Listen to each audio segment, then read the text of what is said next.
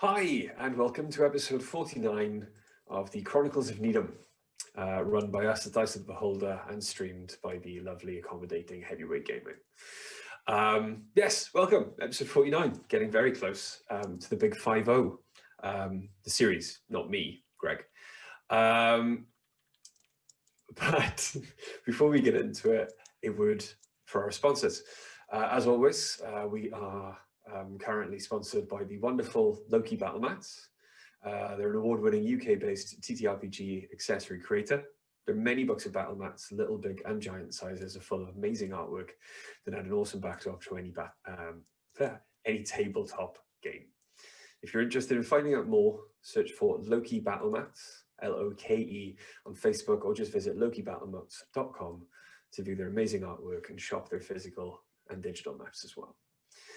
I'm very excited about Loki Battle Mats actually, because this week the UK backers of their Towns and Taverns Kickstarter actually get their books shipped out.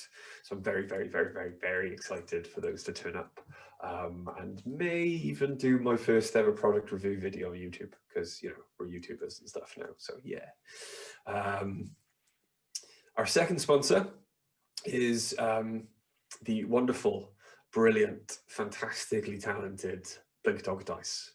They're a small dice maker based in Cardiff with amazing examples of their work then that you can see available on their Etsy store, or us every time we hold dice up to the camera. You can search for Blink Dog Dice, all one word, on most social media platforms, and the same then goes for their Etsy shop too. So please go and show them some love. They are personal friends, and they're fantastic. Please, AD, if you want to introduce everyone else, because I believe we have a message from Charlie. Am I up? Yes, you're watching the stream. Yeah, no, it's just to say a massive well done to Stu, who I believe now he's just said in the chat has raised £350 over November. So at the start of the month, set the target to run 60 kilometres and raise £200. He's raised 350, and he ran, was it 4.7 today while dressed as a Star Wars Rebels pilot? Yes. So smashed out the target, kept his promise, and done just an amazing thing. So really well done, Stu. It's Chuckles2505 in the chat. Yes. It was Awesome job, dude. 60,000 overall, wasn't it? As a running distance. I think in total now he's done 62k. 62k total. Yeah, so smashed his target ran sort of distance as well over the course of the month. Well done, Stu. Yeah, he ran it in the Rebels wellies as well. Yeah. And do you know what? There's some photos and some videos that I've just looked at, and he looks like the sweatiest man alive, but I feel very, very bad for him. Yeah, he's done awesome. Well done, Stu. Legs no work. My favourite video is the one where he's carrying the helmet under his arm, and trying to run while not crushing a helmet that he made himself out of paper. Yeah, the costume he made himself as well, which is awesome. Yeah, it really well done, Stu. We're all very, very impressed, because if I run more than 2k, I start leaning sideways and hanging onto trees as I go. So I can't even run upstairs. Pushing it. Because the dog will trip you. Yeah. With me, my joints just don't work. Do you have any other messages? I think I have dog hair in my teeth. Okay, good to know. Very important message, thank you. I've got a Christmas tree up. It's very pretty.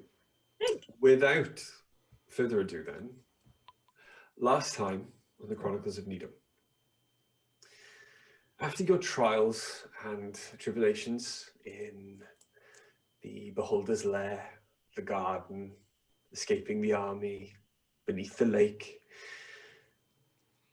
you did not receive the warmest of welcomes after refusing a very impertinent quest from the matron mother and her daughter to go and find her lost son and possibly retrieve as well the escaped Benkin, your one elf friend, at least in the immediate vicinity.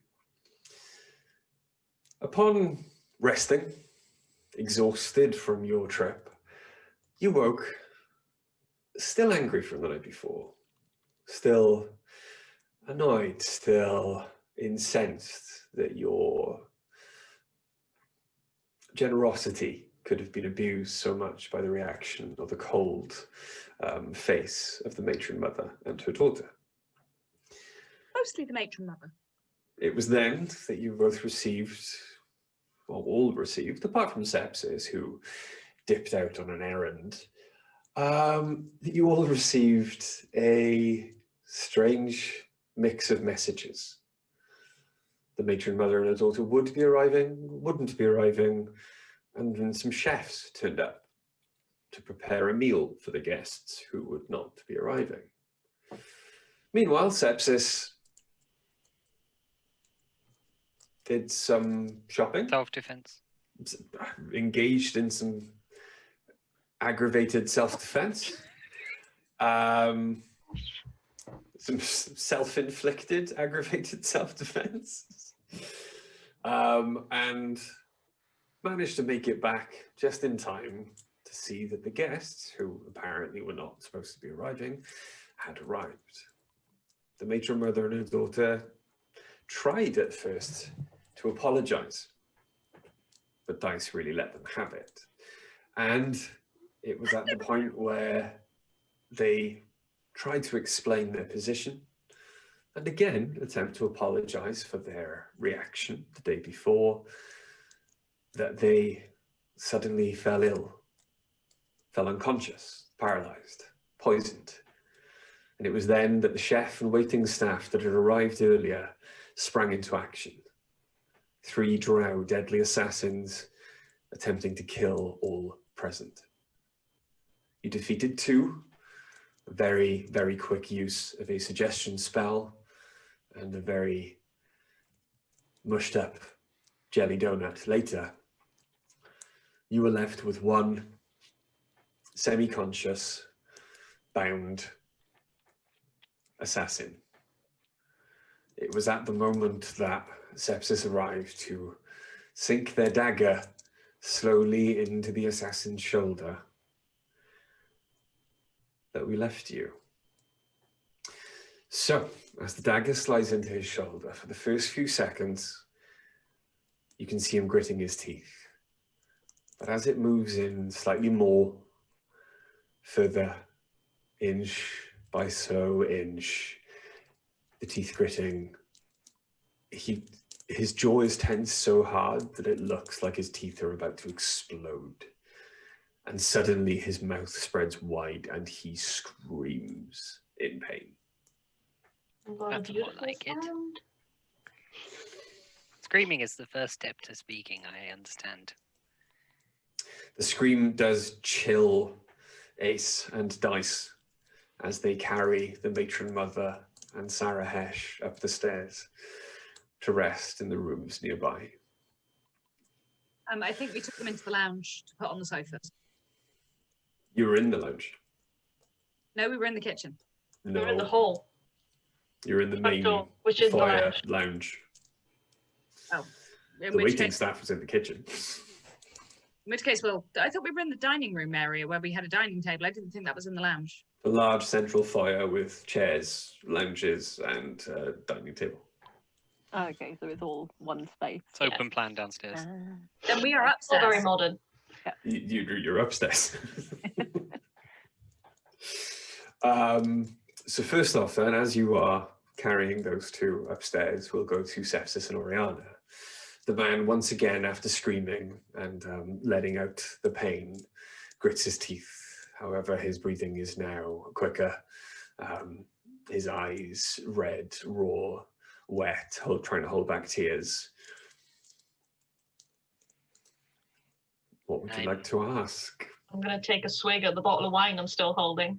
Okay, you are about 2 bottles in as well. And definitely 2 bottles. Can you please roll me a Constitution saving throw?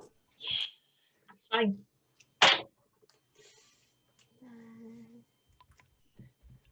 Are we going to experience 2 bottles of orange? 17. What was that, 19? 17. 17, oh, you're fine. You're all right. You got a bet. I've got a con saving throw of +8, so. Yeah, you're cool. Now that's out of your system, sir, do you feel like explaining to me what the idea was here? Form the screams into words. You've got another shoulder. Roll a persuasion or intimidation I was going to say, with advantage. if you made me roll persuasion, I was going to be real mad. I was like clearly intimidating you. That is a 22. Hey.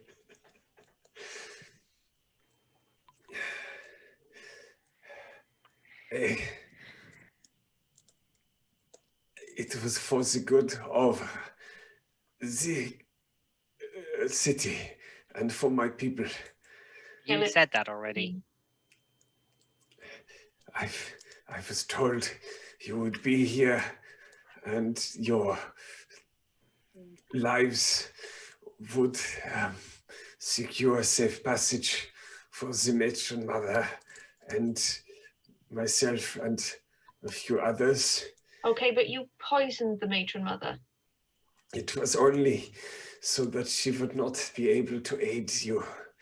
She's Why didn't you poison us? It seems like a real dumb move, like a real boneheaded moment for you. I was told that one or more of you was known to be immune to the poisons, so we could not be sure which one it would work on.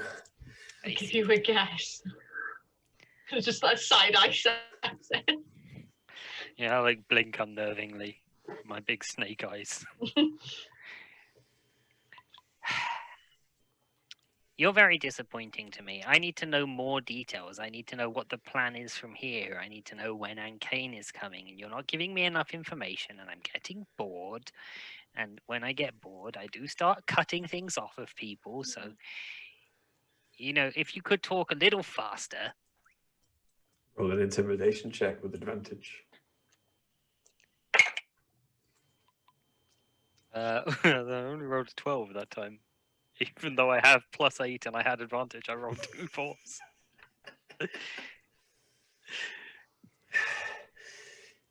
If I give this information, he will destroy me. It's worth mentioning I still have detect thoughts up, so if he's got any surface thoughts that this is triggering, I would be able to sense them. He will devour my soul. And you see images then in his mind, quick flashes of Ankane, as if this man this drow you are looking at now is having an out-of-body experience, watching his soul be ripped from his own body and devoured and absorbed by the hilt of Ankane's sword. Well, that does sound unpleasant. So you made a deal with Ankane, the elf, for safe passage for people he is known to hate. Came to me in a dream. All he wants are us out of the way and the humans to be left behind. In this instance, so I could not guarantee more than your lives. So you were going to take the drow out past with Ankane's blessing so that he could have the humans. Nein, I was going to leave yourselves here. Ankane is very scary, isn't he? He's a brat. It's very powerful. Yes. You know what Ankane isn't, though? He isn't here. I'm here. And my friend Oriana is here. We're powerful. And we're very scary. Give me your hand a moment. And it's been a long couple of weeks. I'll take his hand that isn't attached to the shoulder that I've rammed a dagger through. And I place 2 fingers against my neck here, where my pulse would be. Okay. And I hold it there for about 30 seconds. And there's nothing. And then after about 40 seconds, and then nothing again. Reptilian heartbeat. It's a shadow sorcerer thing. And You get to pick something that makes you that extra bit creepy. Yeah, it's the edgelord of all the edgelord classes. Valorian's People like, think rogues are edgy. all right, you're touching. Now, what do you think that we're going to do to you? Because you're never going to see Anne Kane. You're going to be dead by the time he gets here, one way or another. You don't need to worry about him. But the question is, will you die soon and cleanly, or will you die in tremendous, unimaginable pain? Either way, you're going to die. What do you have of me? What do you want of me? I want Every to little bit of know information you have. when the elves are going to get here, what the plan is, what their movements are. I want to know every single thing that you know. And if I believe that you've told me every single thing that you know, and I'm very, very suspicious of you, but if I believe you, then you will be granted a quick death. Seem fair? Roll me an intimidation check with advantage, please. I love that I'm just stood behind Sepsis, swigging from a bottle, just piping in every now and again. It's 19.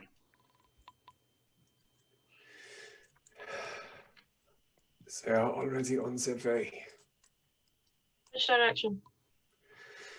From the garden. You're They not telling have- us anything we How don't far? know. They have earth elementals. So they're moving any collapsed tunnel. They were warned about the purple worms and our plans. And the earth elementals will make short work of any barriers we put in their way. There is only one barrier between here and the garden that they would have to contend with. And The That fire, the fire giants and the river of lava. True. sounds like a fun place to be.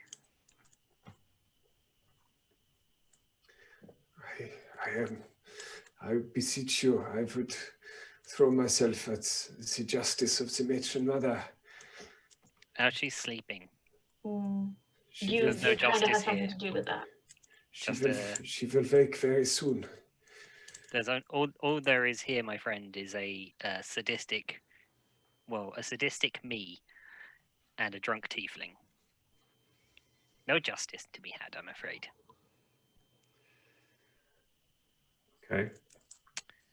In that moment, we're just gonna hop over to the room upstairs, Ace and Dice, making the matron mother and Sarah Hash as comfortable as possible. Dice, Ace, Dice. So once they're both settled and comfortable and tucked in with their blanket, because both me and Ace would absolutely do that. I think we'd both be like, Yeah, make them cozy. I'm going to kneel down next to Sarah Hish's head and sort of lean over a bit in a slightly awkward way because she can't really turn her head. So I'm just like, hello. And I'm going to say, everything's going to be okay. I promise. This is going to wear off. Sepsis said so, and I trust Sepsis where alchemical things are concerned.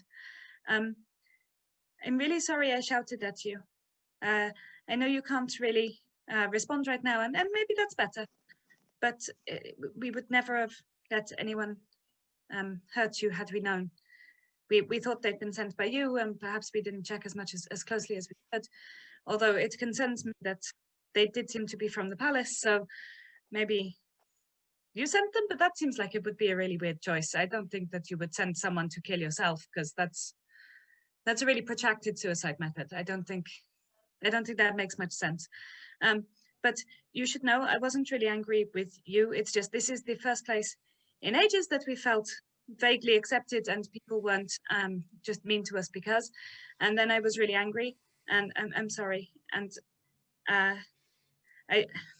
At that point, Ace is going to sort of place a hand over Dice's shoulder and just be like, I think she'll understand.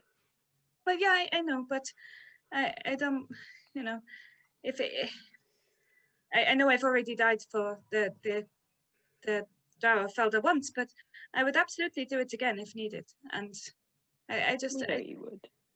I didn't want them to think that I was really mad, because I could see Sarah Hesh was upset because she was crying at the table, and I don't want to make people cry. You suddenly hear a quiet, raspy voice from just in front of you. It is good to know I still have your affections. Because no matter what, you will always have mine. And you look up and you see her eyes fluttering open, and she turns her head to look at you with a smile. A weak smile, but a smile nonetheless.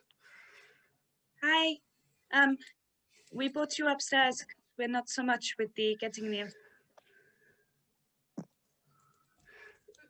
That is all right. Where is my chair? In the kitchen. Or the communal open plan dining area. Ah, very well. Bear with me.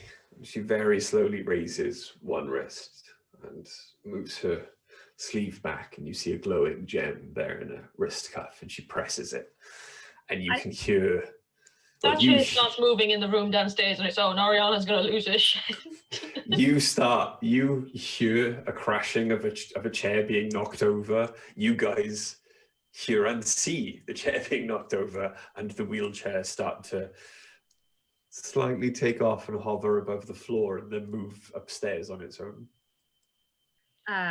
You know, I could have just gone to Fed. You know what? That's cool. You stay here for a minute. I'm going to put my armor on, because if anything else happens, I'd like to be a bit better prepared to protect you two, both of you. And I'm going to give her a kiss on the head, and I'm going to give the matron mother a kiss on the head, and then I'm going to go and put my armor on. You look good in it. Thanks. I thought I'd, you know, dress down for the evening. Turns out that was a mistake. Okay. Back to downstairs.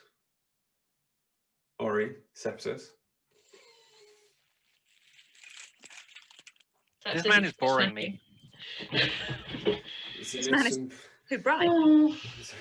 The matron mother and her daughter should not be awake. Please, I was only doing it for the good of our people. Greater good. Surely. I mean, maybe we should. I don't. Maybe. The problem is that they're not in the matron mother's house. They're in our house. Where? That's very true. And your house is in her city. There are laws here.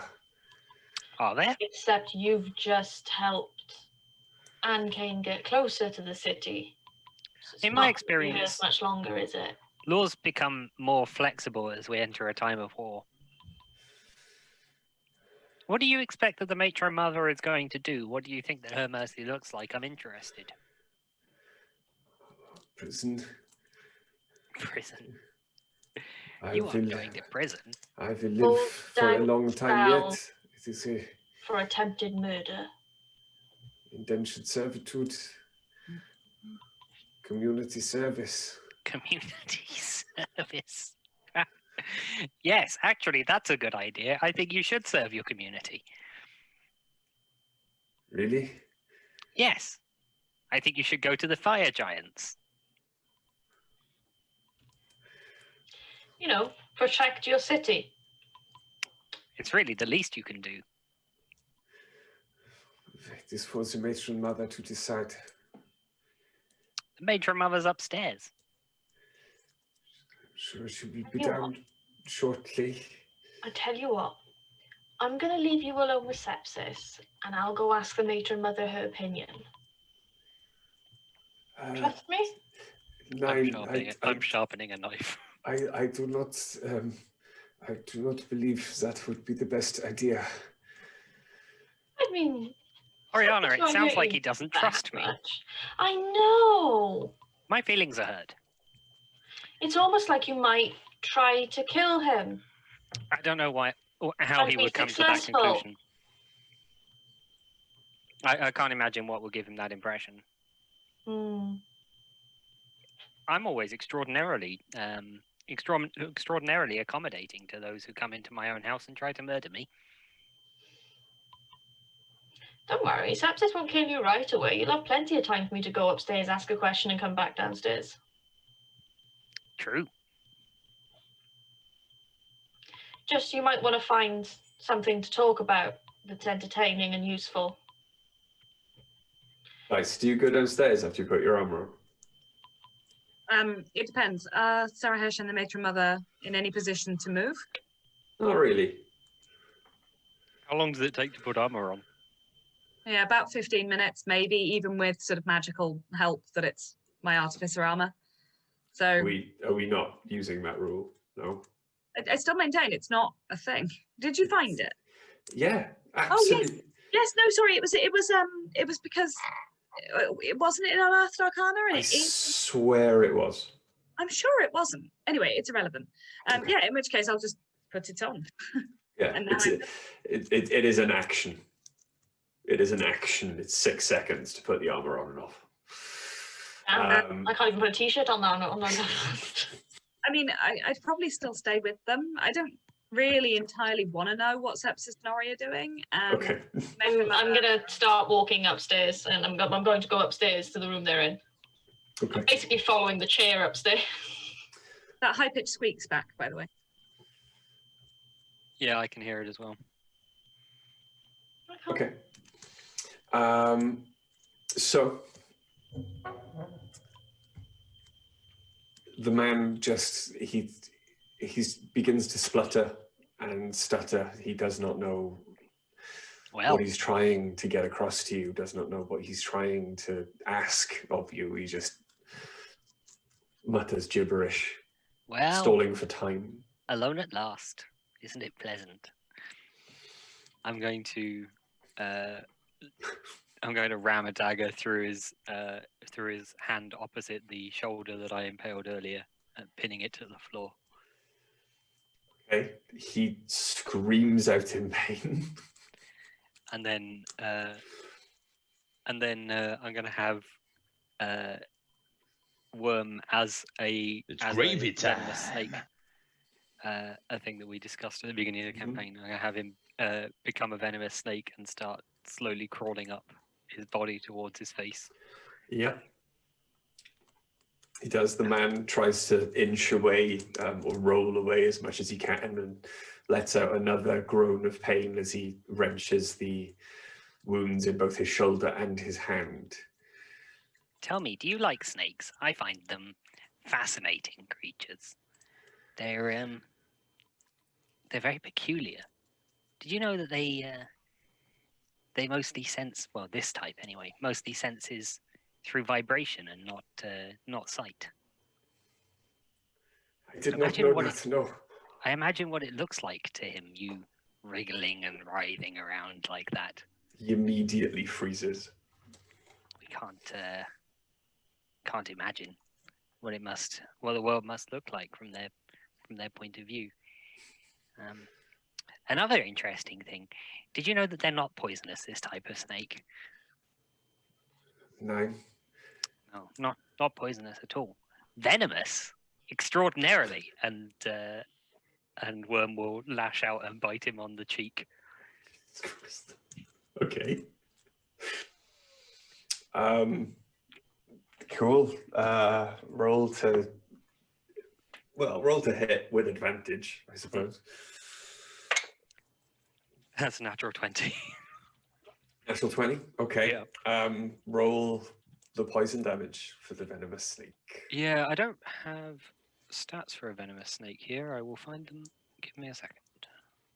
Because I don't know if you remember, but the last venomous snake pet I had, I yeeted.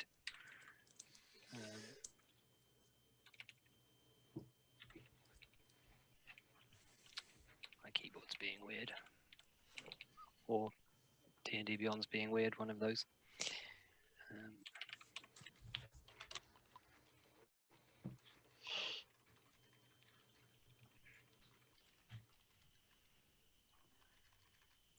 Okay. Poison a snake.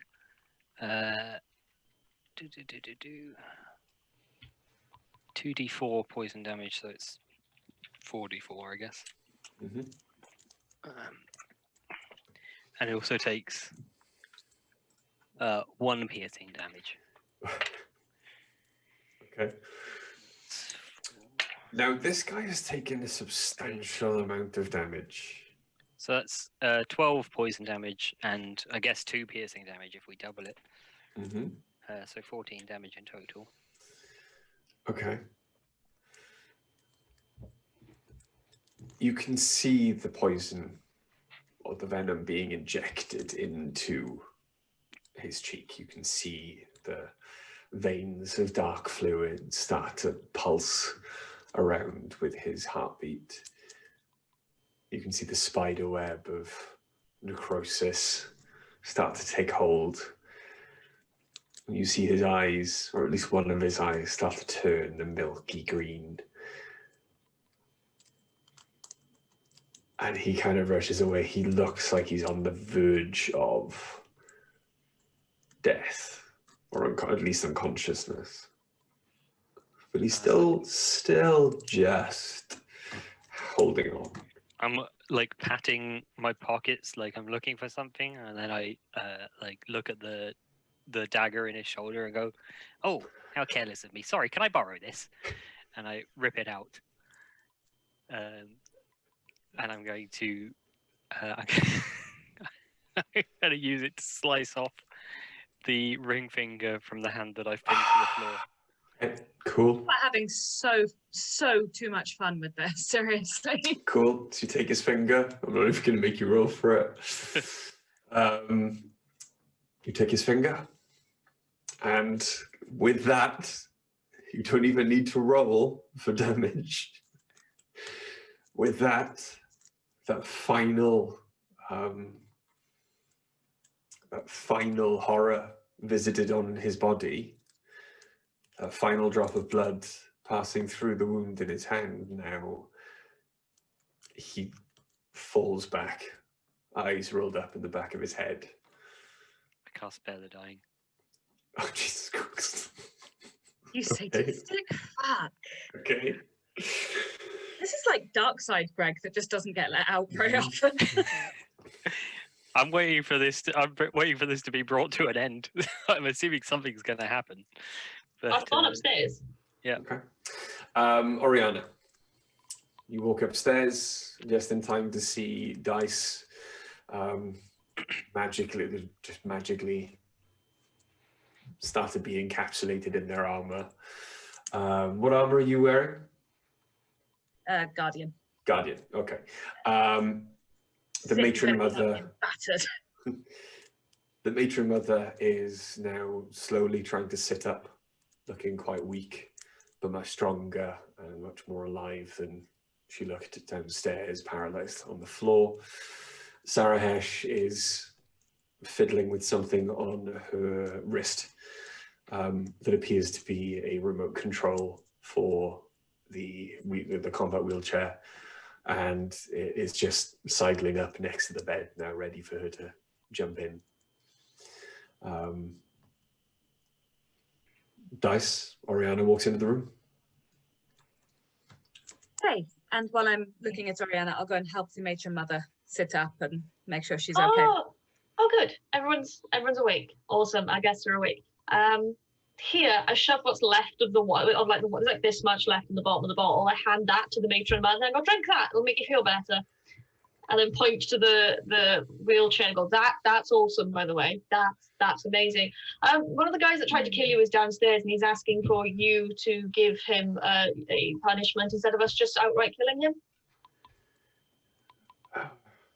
First of all, I do not think I will drink wine anytime soon again. Actually, that's fair. I've drunk most of that bottle and been fine, but yeah, okay. Certain things, you can go off certain things after your stomach disagrees with them. I get it. This day, I still can't eat creamy pasta after one particular incident. What? Yeah, that was gross. What happened? So it seems Well, we could Kane has faster. promised a group of drow here that if they kept the humans and us here for Kane, that he would let the drow pass. Guy downstairs seems to think if he just left us here for Kane, that all of you could go. So his idea was to poison you two, kill us, or incapacitate us in enough way that Kane could have us, and the rest you could skip off hunky-dory with no problem. Which is overlooking the fact that Kane hates you all. It's at this moment that you hear a scream of agony from downstairs. Oh, he's still alive at least. Currently. I mean, I left him alone with sepsis. This is 50-50 at this point. Sorry, I have to question the You logic. hear suddenly a quieter groan of pain. He'll be fine. I have I have a question about the logic of this. So, why did he poison, or did the drow, the dark elves, why did they poison the matron mother and Sarah Hesh? Why not us? This makes no sense whatsoever. Because they knew one of us was immune to poison, but didn't know which one. So let's poison the ruler instead. That makes it, that right Yeah, there. the logic behind this attack is not smooth. There is a very familiar taste on the tongue that I believe is from a very particular type of poison meant to incapacitate, not kill. If we hadn't removed it from you, your throats were smelling shut. It is like an allergic reaction. It wears off. I was in very little Not all danger. allergic reactions wear off, I'm just saying. Anaphylactic shock is something to take quite seriously. Yeah, but this one would have worn off Anyway, quite quickly. can we kill him? You see her close her eyes. I think we still have another one who was interested in a jelly donut. No, and that's the one we've got downstairs. beneath her eyelids, you see a glow of bright white energy. And suddenly, her skin takes on a lot more color. The dark moon gray takes on a tinge of purple, as you've seen before with Sarah Hesh when she blushes. Life returns to the matron mother.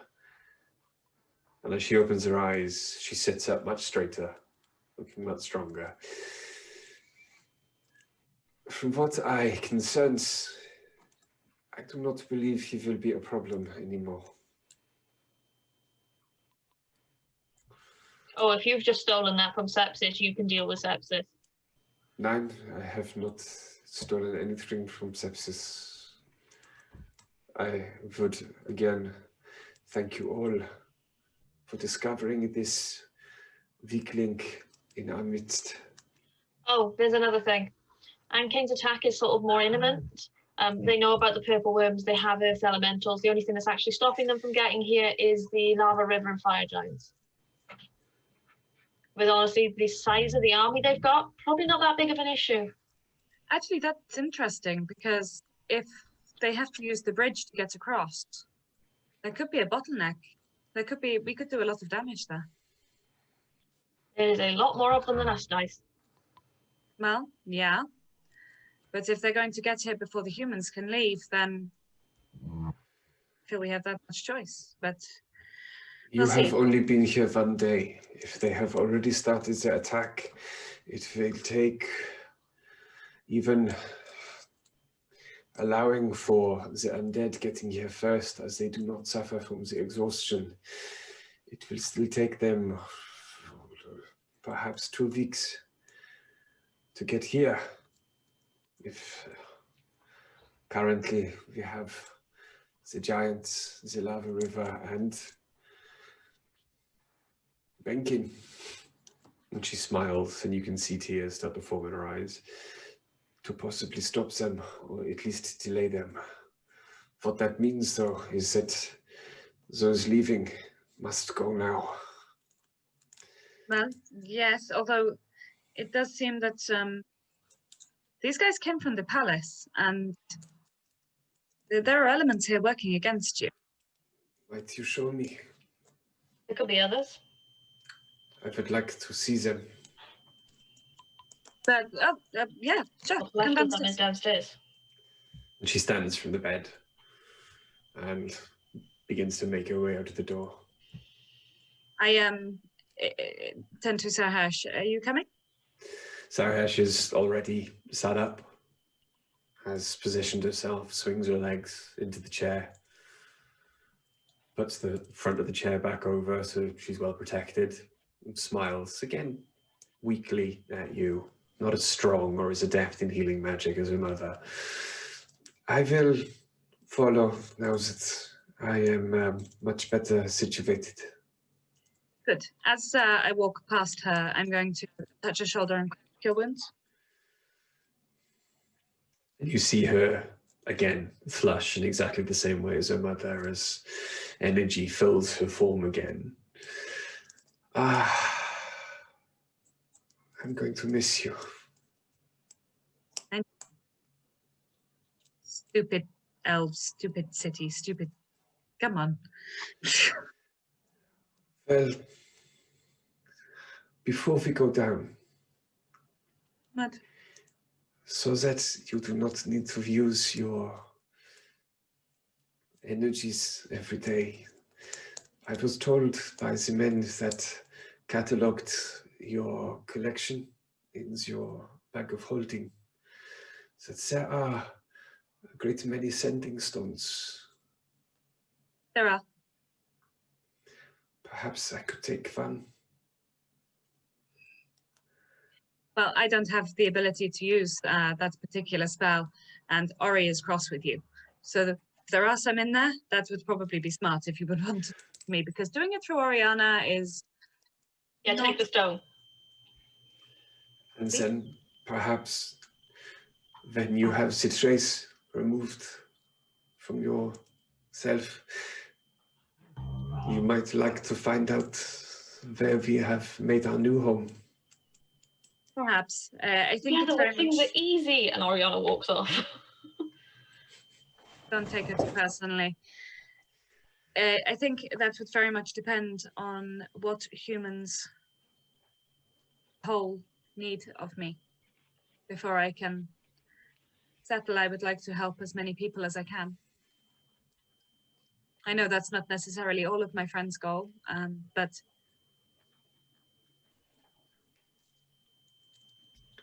Sorry, Mill, you went silent then. What was the last thing you said? something I feel is probably important. That is one of the things I love about you. Your nobility of soul. That's a strong phrase.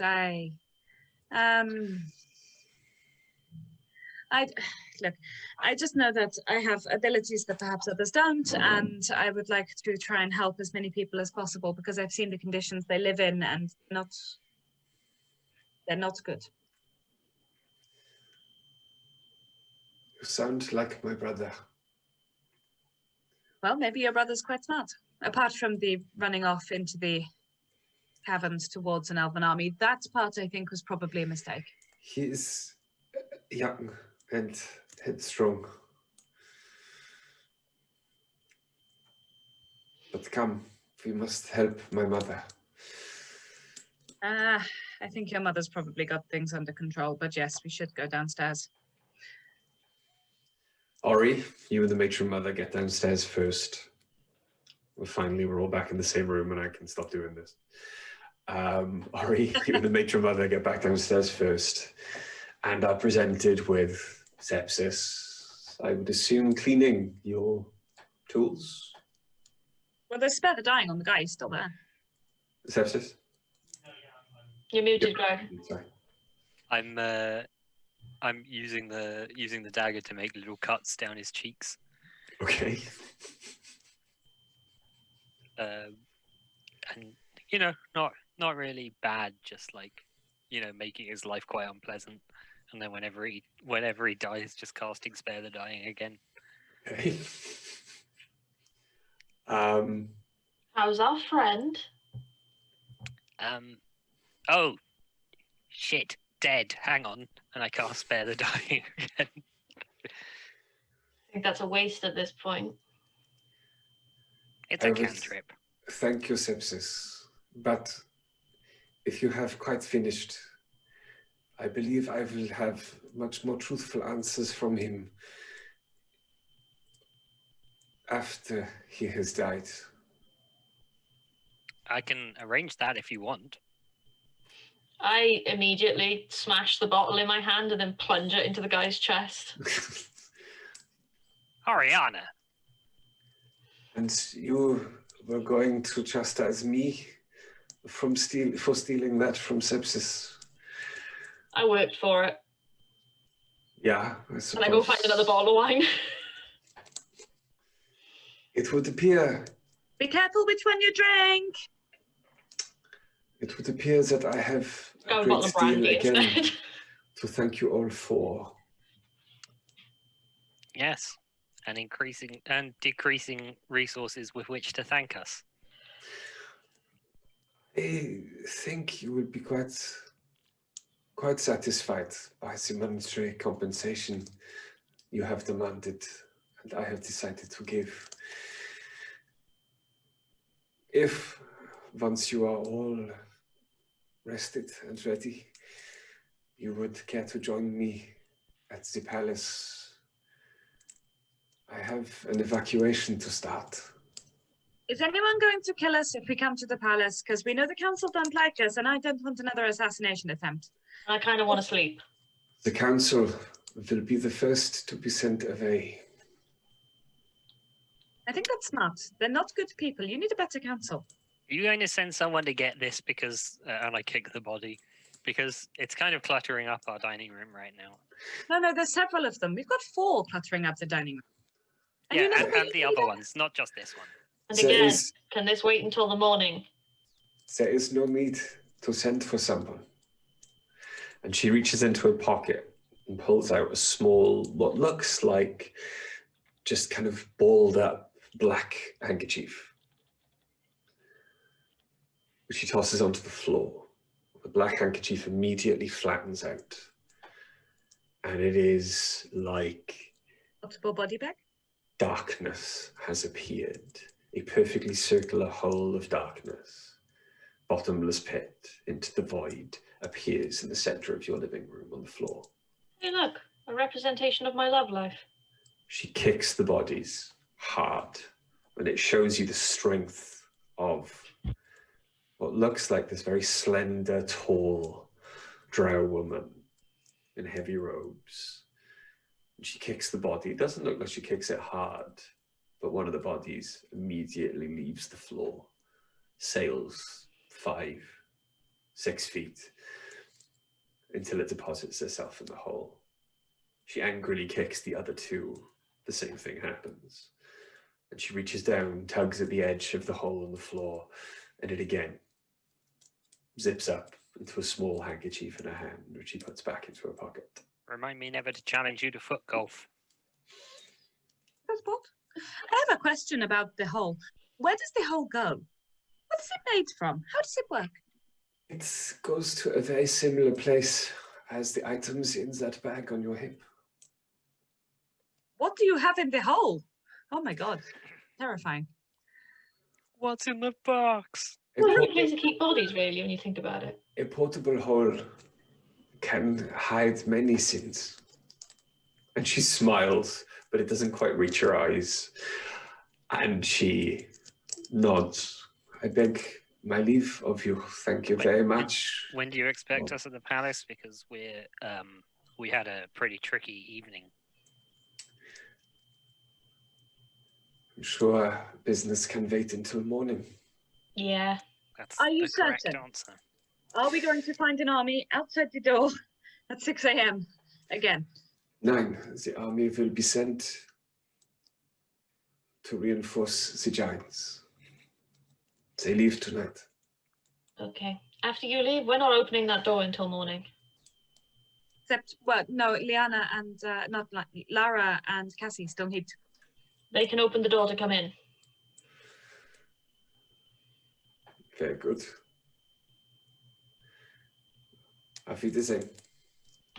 And she turns around and walks out the front door. Sarah Hesh floats down the stairs, passes you, Dice, squeezes your hand. I will see you in the morning. Apparently.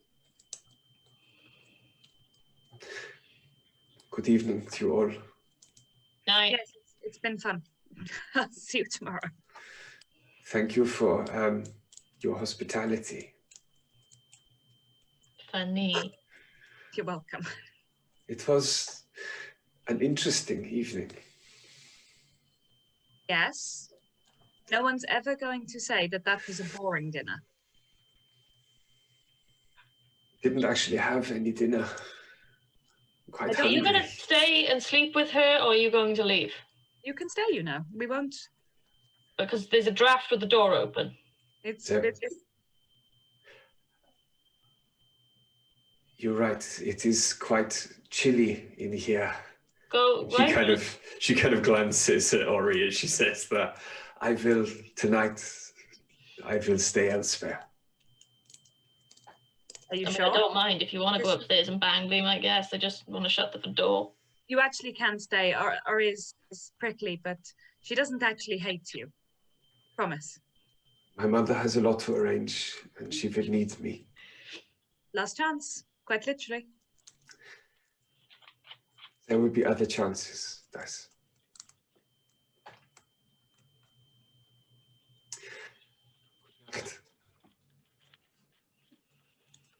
The chair moves of its own volition out the door. Fives Can I kind borrow of. one? Sorry. Sorry, no, Karen. Can I borrow one of the immovable rods? Sure, what for? And I'll go and grab it. And Fives kind of peeks in.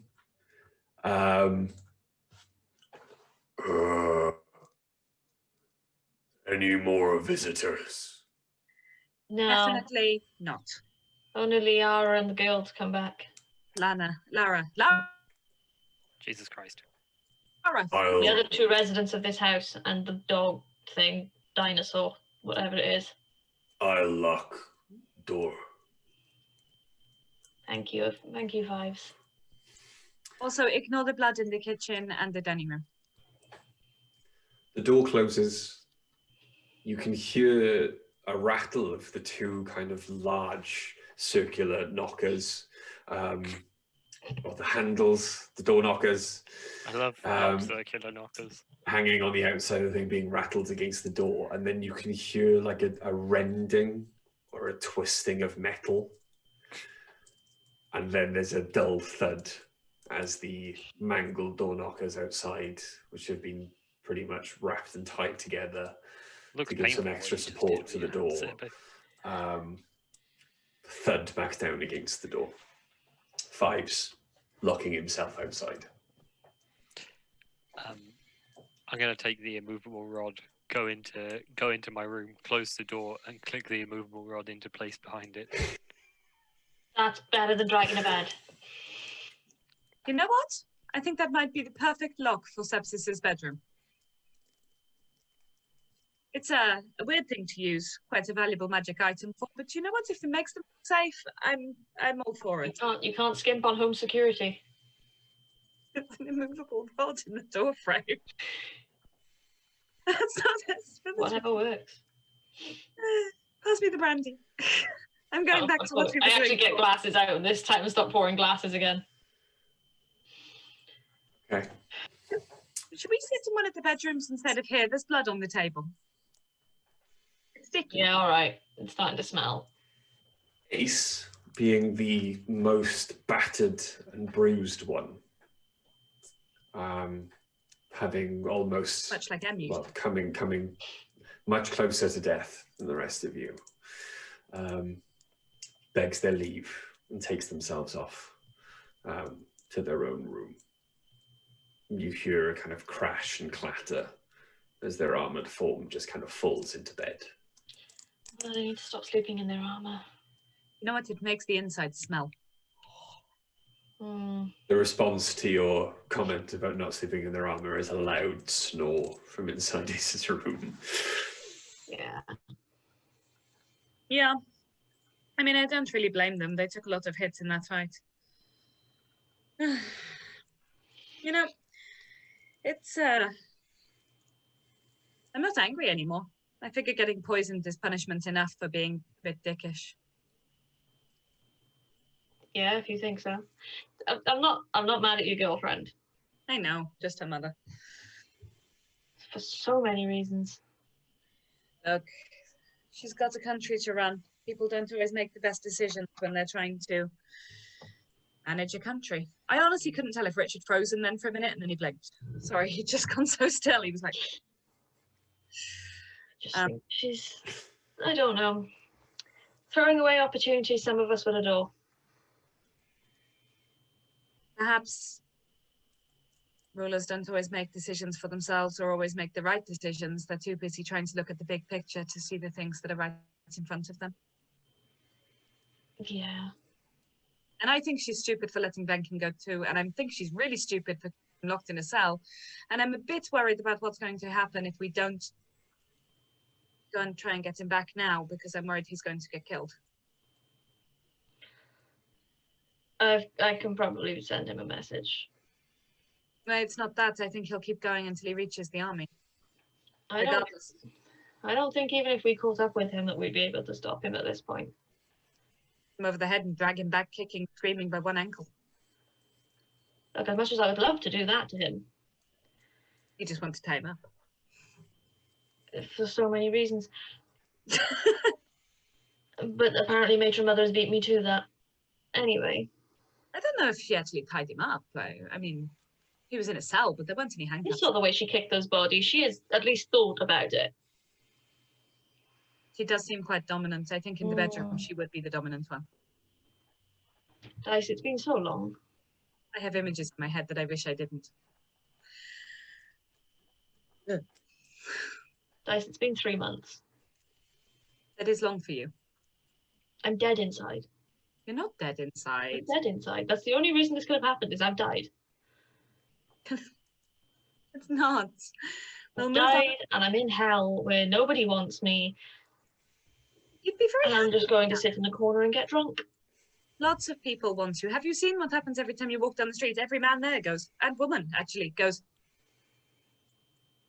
The problem. And look. The only reason that there wasn't anyone here to spend time with was that, well, I only actually associated with 2 people, but all of the half-orcs and the what's his name? Help me. Your boyfriend. What's his name? He's not my boyfriend, and he's called Malco. That was out of character, but I'll take it.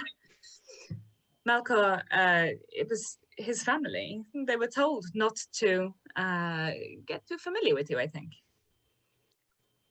It's more that they think there's more between me and Malco than there actually is.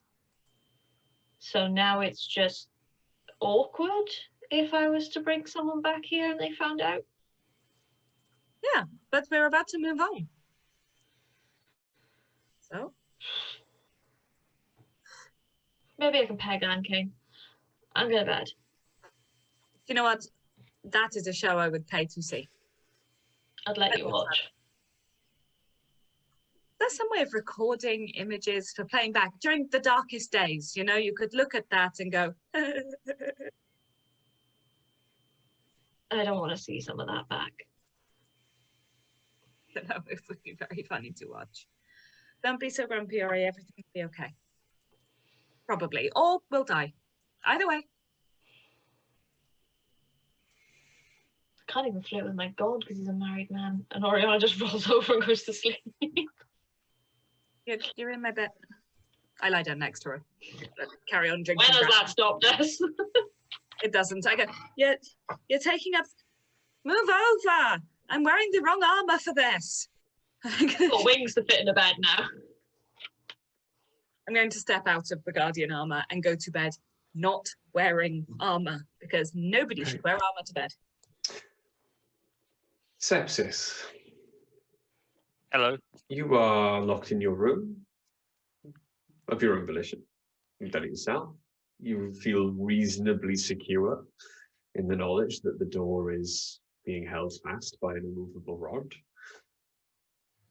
Is there anything you would like to do before you go to sleep? I mean, I have to preserve my new additions to my collection. Okay. While you are preserving them then, is there anything else you'd like to do?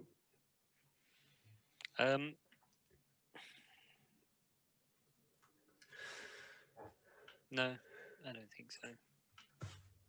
No reading you wanted to do? I'm just asking. I know. I'm just when I start, I have to do a certain amount of it in a certain amount of time. So I don't want to. Mm-hmm. I want to make sure I start at the right. Yeah. Okay. Okay. I will start reading the Book of Vile Darkness. Yeah. Mm-hmm. Okay. So while you are then preserving the 1, 2, 3, 4 new additions to your grisly collection, you open Necessarily pejorative. You open the Book of Vile Darkness.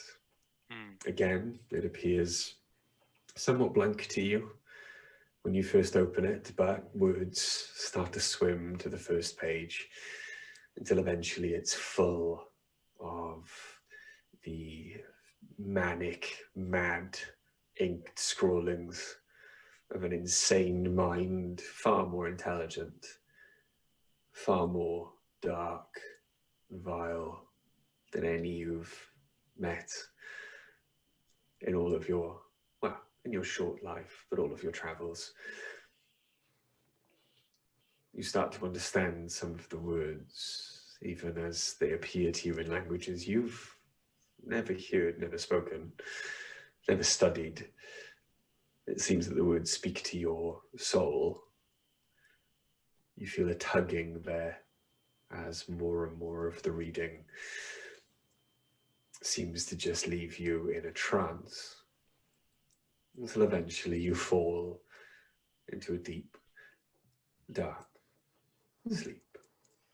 The last thing you hear, the last thing you read, you're not quite sure whether it was words on a page, you reading and the voice inside your head, or whether it was a voice coming from elsewhere, but the last thing you hear, I've not seen this in a long time. I'm glad you found it. Let's see if you're ready. Shall we, Sepsis? You all have a dreamless sleep. Right. How long did I spend reading it? Would you like a point of exhaustion? I would accept a point of exhaustion. Cool. Then you could have spent with getting, because you would have passed out, so you needed at least some sleep before morning, but not getting then a long rest. No, I do need a long rest. So You need a long rest? Yeah. Okay. Well, no, I do. I need a long rest. In that case, then you spend about 4 hours reading it. Okay. Just because I'm going to keep track of how far through it I am. No problem. Cool. So, the next morning, you all rise. You two, couched up, wrapped in Ori's wings. Sepsis, downstairs in the basement alone. There is no smell of breakfast being cooked to wake you. There is, however, the scuffling noises of footsteps above you, Sepsis, and you can hear furniture being slowly moved around downstairs. What? I'm going to get up and step into my armor. You go, This crew, probably. why moving furniture? I go find out. Oh, evacuation. I have a headache. And I'm going to go downstairs. Probably need to drink some water. I need to drink some water. As you get downstairs then, Lara is moving all of the furniture that's been knocked over and around the place back into where it should be, trying to tidy the place up. Very specifically, just seeming to like completely pass over the pools of blood on the floor that are currently being licked at quite creepily by the very young, but much larger than the last time you saw them, Tyrannosaurus Rex. Morning, Lara. It's now about the size of a halfway between a horse and a pony. Sorry about the blood. I used prestidigitation to clean up some of the blood. Lara just kind of glances at you, smiles, shrugs, and just carries on. Cassie? A small, well, not small, same size as Fives, but the way that the automaton now carries itself as it steps out of the kitchen just seems like it's inhabiting a much smaller space. It walks like a worried child. Morning, little one. Carrying a small tray of like cold meats, bread, some butter. And it places it on the now righted table as Lara kind of pushes it back into place. Morning. Morning. Good morning. Did Mess you have fun yesterday? Yeah. Lara is easy to be with. Yeah. What did you get up to? We met the orcs. Oh, They're very nice. fun. They were scared, but then the old woman saw me. Not, and she kind of gestures at herself, and told them not to be, and they were nice then. Once they know, they're good people. I think people see the automatons like you, the grown-up ones, like Fives, as a threat. But we know you're not scary. None of them are. No, as long as I can get my hands on them to fix them like I did you, and take away the control the elves have on you, then they're fine. But until then, they can be scary. Their will is not their own. If you break them, can you still free them? Yes. I would think so. Yeah. If you depends break, If you break which bit? if you break them so that the light goes out, and she points at the control crystal. I'm going to assume, Rich, that I can't. If it gets to that point, they are damaged and the soul is gone. They're dead. Dead. If it gets to the point where the light goes out, it's like a human when, like you used to be, when you've been so badly hurt that you don't wake up anymore. You're still free, you just don't have your body anymore. You move on. I don't think they'd mind.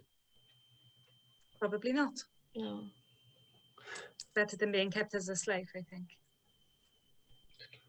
I'll get water. And she puts the tray down in front of you Thank you. and kind of moves quicker back into the kitchen. Lara, there's going to be an evacuation, I think. You're going You to know what's going on, yeah? She taps her ear and just gestures at the walls and the rest of the city. Yeah. People are talking. I don't know where we're going. I'm happy to take Cassie with us, but we can't take the dinosaur, I think. The question is do you want to go with everyone in the city or do you want to come with us? Yeah, that's the better way to word it. Thanks, sorry. She holds her hand up for a moment. She just cracks her knuckles. You see as she extends her fingers, then large, kind of incredibly shiny, black, almost adamantine looking claws just elongate from her fingers and punch through the front of her shoes, out of all of her toes. Cool. And she just draws 2 lines on the table in front of you in like dust. And then she points at the one in the front and points at herself. Okay. Front line. And as you say that word, she just nods. She wants to be on the front line. You want to fight for Felde? The armies the armies are going to leave to go down to the elven armies coming from the garden via the bridge over where the fire giants are. The army will be leaving to go there. You want to go with them? What are you going to do with Fluffy? I mean, technically it's not your problem, it's our problem, but you're going to take him with you? She looks at him and she starts scratching him under the chin. And you can hear a low kind of growl come from deep in her throat. And after a moment, Fluffy responds to her in a couple of almost inaudible grunts. And she kind of points at Fluffy, points at herself, and then holds up both of her fingers, and then points at the front line again. Both of you are going. Battle lizard. Battle lizard. Maybe Ace could make him some armor. Have we got time? I really think we probably don't. No. She shakes her head. It's at this moment that Lara kind of takes your hand, Dice, and clasps. So with the big ass claws out? No, the claws slide away, I wouldn't have minded. and she clasps your hand or your arm. Her hand goes past yours and grips your forearm. So you are, and she grips it so tightly that your hand then clasps her forearm as well. And she smiles at you. And then bends down and kisses you. On the lips or? Yeah. It's not hard or forceful. She just kisses you softly. The promise, maybe a question of something more. And then just smiles at you and winks. She then stands back up, lets go of your arm, turns to Oriana, holds out her hand, and clasps Oriana's arm as well. This time, instead of bending down to kiss you, she just cocks an eyebrow and smirks at you. You've been here all along. We could have had some fun. And then again, she winks at you, Oriana. You hear snoring from Ace's room upstairs. And she's like, you can see a question in her mind. Probably And not. then she just smiles and shakes her head. And then she kind of points at the door to Sepsis's basement and just slitty eyes. Ooh. And just waves. Okay. Hopefully we'll see you again. I would Give 'em prefer hell. don't die. Okay? She nods. And with that, turns and her and Fluffy walk out the front door. Whew. You thought you had no opportunities. As I said, it was there all along and I just didn't think. So we're taking a child automaton on the run with us. I'm going to I think she's going to go with the humans.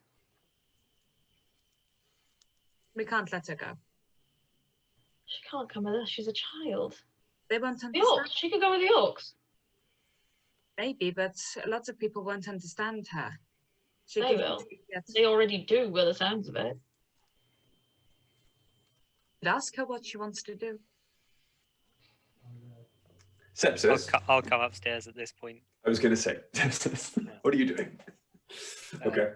I guess I would have slept a little later than others because I was up reading. Mhm. God, it's like, well, most of my life. So yeah, I'll come upstairs at this point. Okay. Hey, what are we talking about? Whether Cassie should come with us or With the Orcs. No. I think she should go with the Orcs. She met them last night and they seem to get along. I think we have to ask her what she wants. As far as I care, we could take her out into the woods, throw a stick for her, and then not be there when she gets back. But she's not coming with us. Yes. Yeah, she might. I will give her the choice. And if she chooses to come with us, you will tolerate it. Dice? Yeah. It's not often that I take the moral high ground, but you cannot bring a child with us. It's not fair. And Oh, it's that was not kind fair of to my give them point. the option. For the rest of the Elven Kingdom, they she's don't- not a child. She will They be... wouldn't understand what they were choosing. You don't give a small child the decision about whether or not to walk into certain death with us. Yes, you do. No. No, not that age. And she's seen enough. Yeah, running away. Well, I suppose if the people of Felde are going somewhere safe, that's fine. Look, how about we speak The to Orcs are the only mother? people that are going to allow her to be a child. As long as they will. It's more... she's not a child. Not really. You're treating her as though she actually is. She's not. Her In all spirit the ways is. that matter, she is. She will never get any older. She is what she is. And the only person who can fix her easily, should something go wrong, is me. She isn't capable of consenting to the kind of thing that you're asking her to And- deliberate. If she goes with them and her light goes out and she gets damaged, no one can fix her but me and Antonius. If And if she Antonius were a is normal human child and she went with them and she was killed. The weirdly same is less true for likely. all of the orc children. If anyone went anywhere and they died. Just saying, she has an where she can be fixed. I can fix her. If you Okay. live. They can heal any living creature. Sepsis spared the dying that bloke several times last night. Not a living creature. I know Yes, she is. she Yeah. is, but she's not And a Fives walks into the room. Dice, I understand you see this, that she's a machine with a soul trapped inside her, but that's really no different to what a living form is. She can't be healed like a living creature. Forgive me, Fives, I worded that badly. If something happens to a human child, a healer can pick her up. If something happens to Cassie, there are very few people who can fix her who aren't elves or mad. Isn't Ask Sarah Hash. Sarah Hesh is going with the humans, then yes, then she can go and she needs someone to keep an eye on her. This is irrelevant. I'm not throwing my life away protecting a little girl in a giant robot body that you've decided to glom onto. Oh, It's fuck not off, happening. Sepsis, and I'm going to walk out because Sepsis has annoyed me. I'm leaving. Okay. Where are you going to? Antonius's. Okay.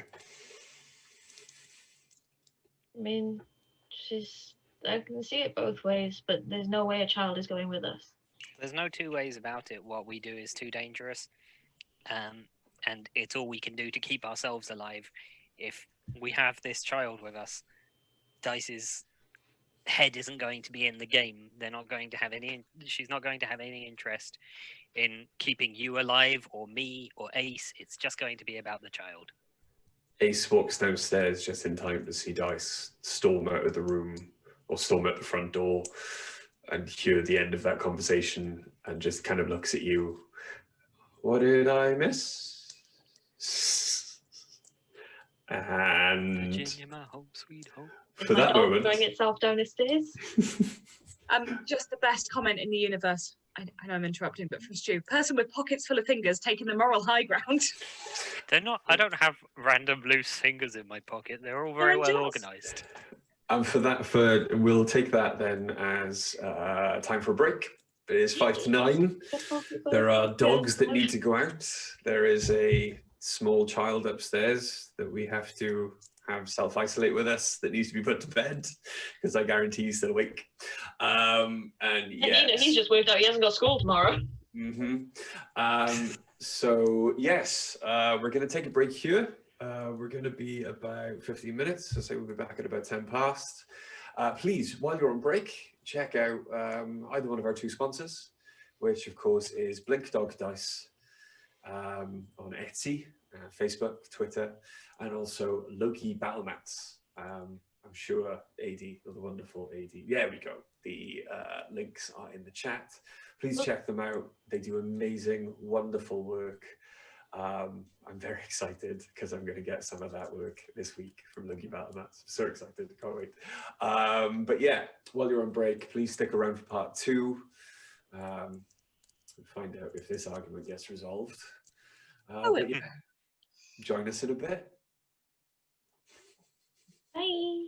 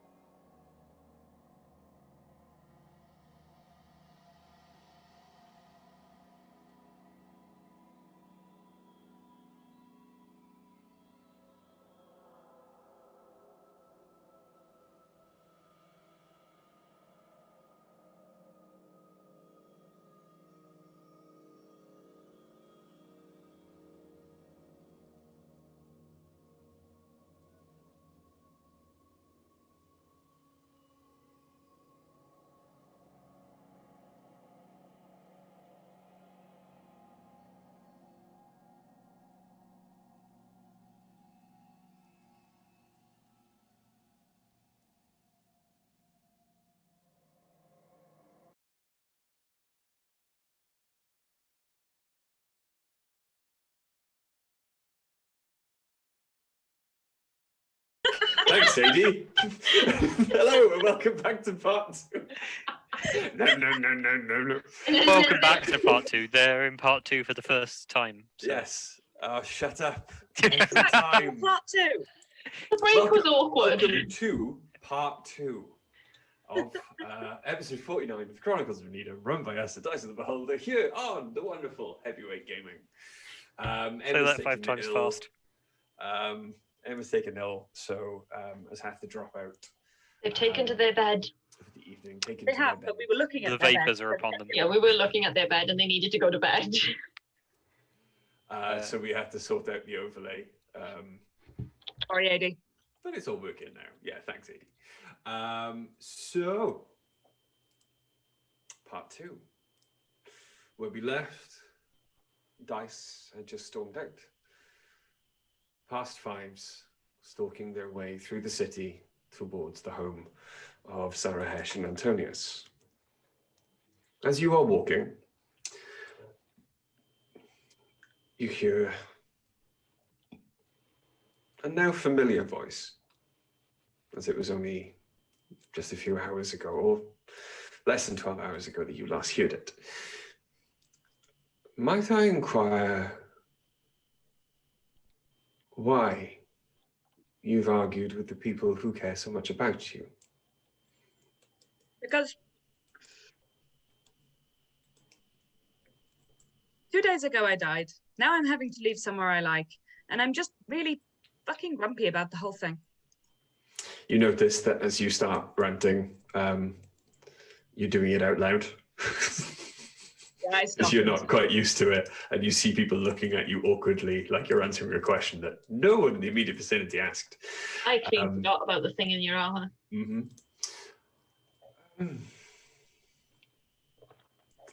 I love my friends and they're right. I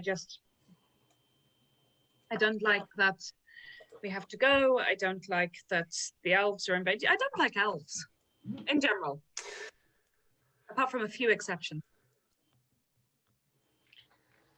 They appear to have lost their way. They're a bag of dicks. It was not always so. Now they're a bag of dicks. I have a great store of memories that tell of the history of the elves, in which they were A bag of dicks? quite a lot nicer than they appear to be currently. But then you're currently stalking through a drow city. Most of the histories I also have stored in my mind conflict with what I see. Drow have been a million times nicer and more reasonable than the elves have. So appear to be exactly like the elves of legend, then. I think. They are, I mean, they still have their personalities, you know, they're not mindless, nice drones, but for the most part, they've been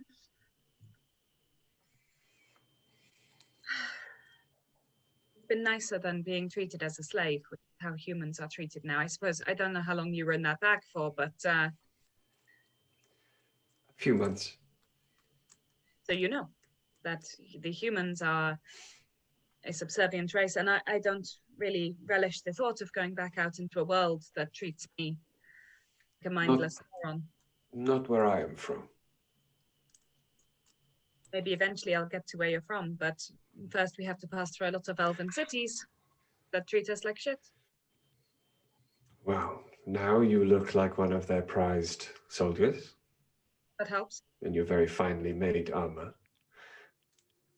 And your friends seem quite capable of hiding their true face, intentions, from what I've sensed of them. They're good people. They're just, I think I'm mostly apprehensive about going back out into a world I really don't like. And I took it out on Sepsis this morning, and that wasn't fair, and I will apologize to them when I go back. I rarely have a temper. Well, actually, I do have a temper. It goes with the red hair, I think. I will endeavor to help you change this world. Thank you. There are many ways in which you can do so. And if you take me to where I need to be, I think I can give you something that will help. Or at least point you in the right direction. Certainly interested in the city you spoke of. I think it's where Antonius got the ideas for the automatons in the first place, although he wasn't expecting it to be converted as it has been. That's actually where we're going, by the way. Then I will be very happy to see him. You should know he may not be as happy to see you, not because he doesn't care, but because he spent some time with the illiterate and is not okay. I understand. We also don't have a great deal of time before we need to go and see the matron mother. I needed some, and I point at the cave around me and go, air. I believe we are here. And you find that you've walked automatically through the streets and have stopped just outside the door, talking in your head, daydreaming as you do. What do you do? Yes, we are. I knock on the door. There is no immediate answer. Takes a moment, and the door opens slowly, and the young drow servant that you've seen before stares out warily at you, and then immediately relaxes and softens as she sees who it is. The lady of the house is not here. She is in the palace with her mother. Is there anything I can do for you? Actually, I was hoping to speak with Antonius, if I can. Not for long, I won't take much of his time, but I have... An old friend, after a fashion, asked me to relay some good wishes. He is in one of his silent moods, so perhaps you can bring him out of himself. Please, upstairs. You know where he lives. I do. Thank you. And I was about to say, and I'll take the professor with me. What did I decide to call him? Zia. Zia, that's it. He gave you his name. Yes, he did, but I didn't remember it. I kept thinking it was Professor Oak, and I knew that was wrong. Wrong game. Yeah, I'll go up to see Antonius. As you walk up then, the notes have been tidied away. The scrolls on the floor have not been cleaned off, though. The floor and the walls look like just blackboards covered in experiments and equations and blueprints. Antonius is sitting off in the corner, staring out the window. Hello, Antonius. There's no response. I wonder. And in my head, I'm going to very quickly go, would he have known you as Vizier?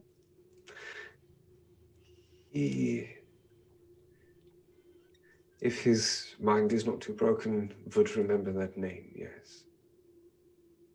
I wonder if you remember, a long time ago, in a city a long, long way away, you met a sentient creature called Vizier.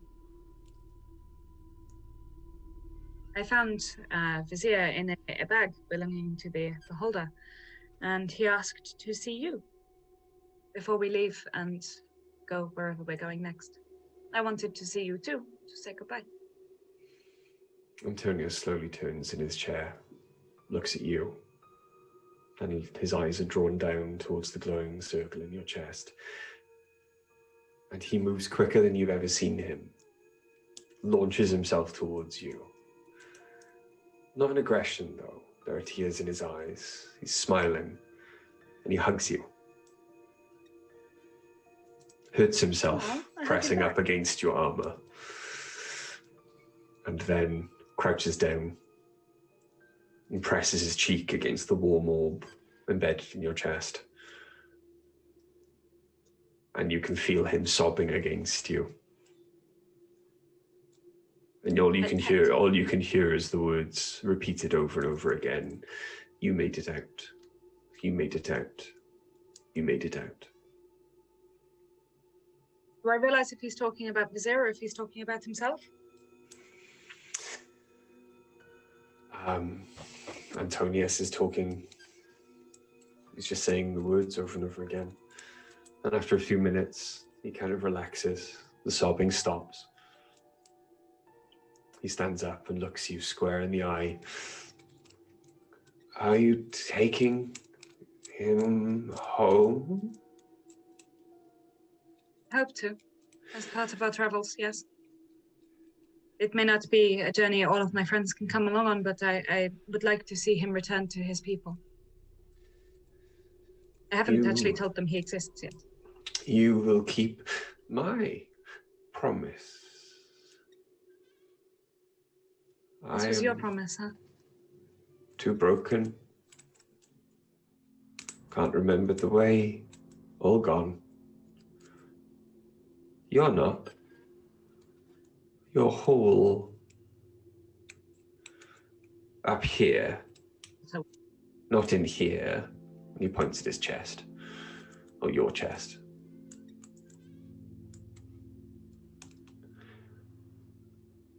Take him home.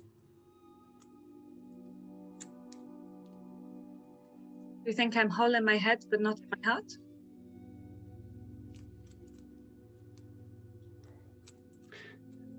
With a world like this, we can't be fixed. Maybe one. Antonius, Yes? I will try and take him home. I'll do everything within my power to eventually. I don't know how long it'll take.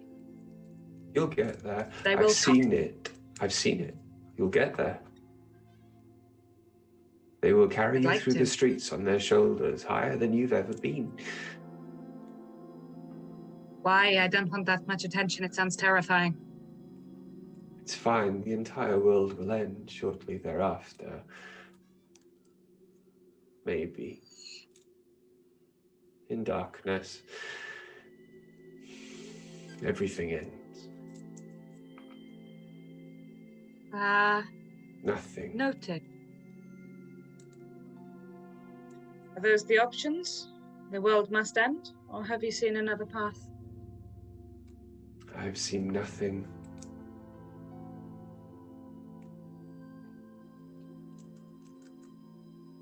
Is there anything, I'm saying in my head, is there anything you would like me to say on your behalf? Sorry. Vizier says he's sorry.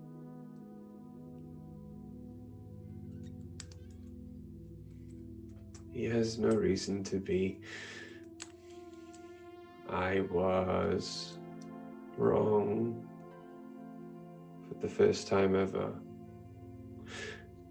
You need to go. You're alone. You don't work alone. Maybe eventually I might have to, but for now you're right. I don't work alone.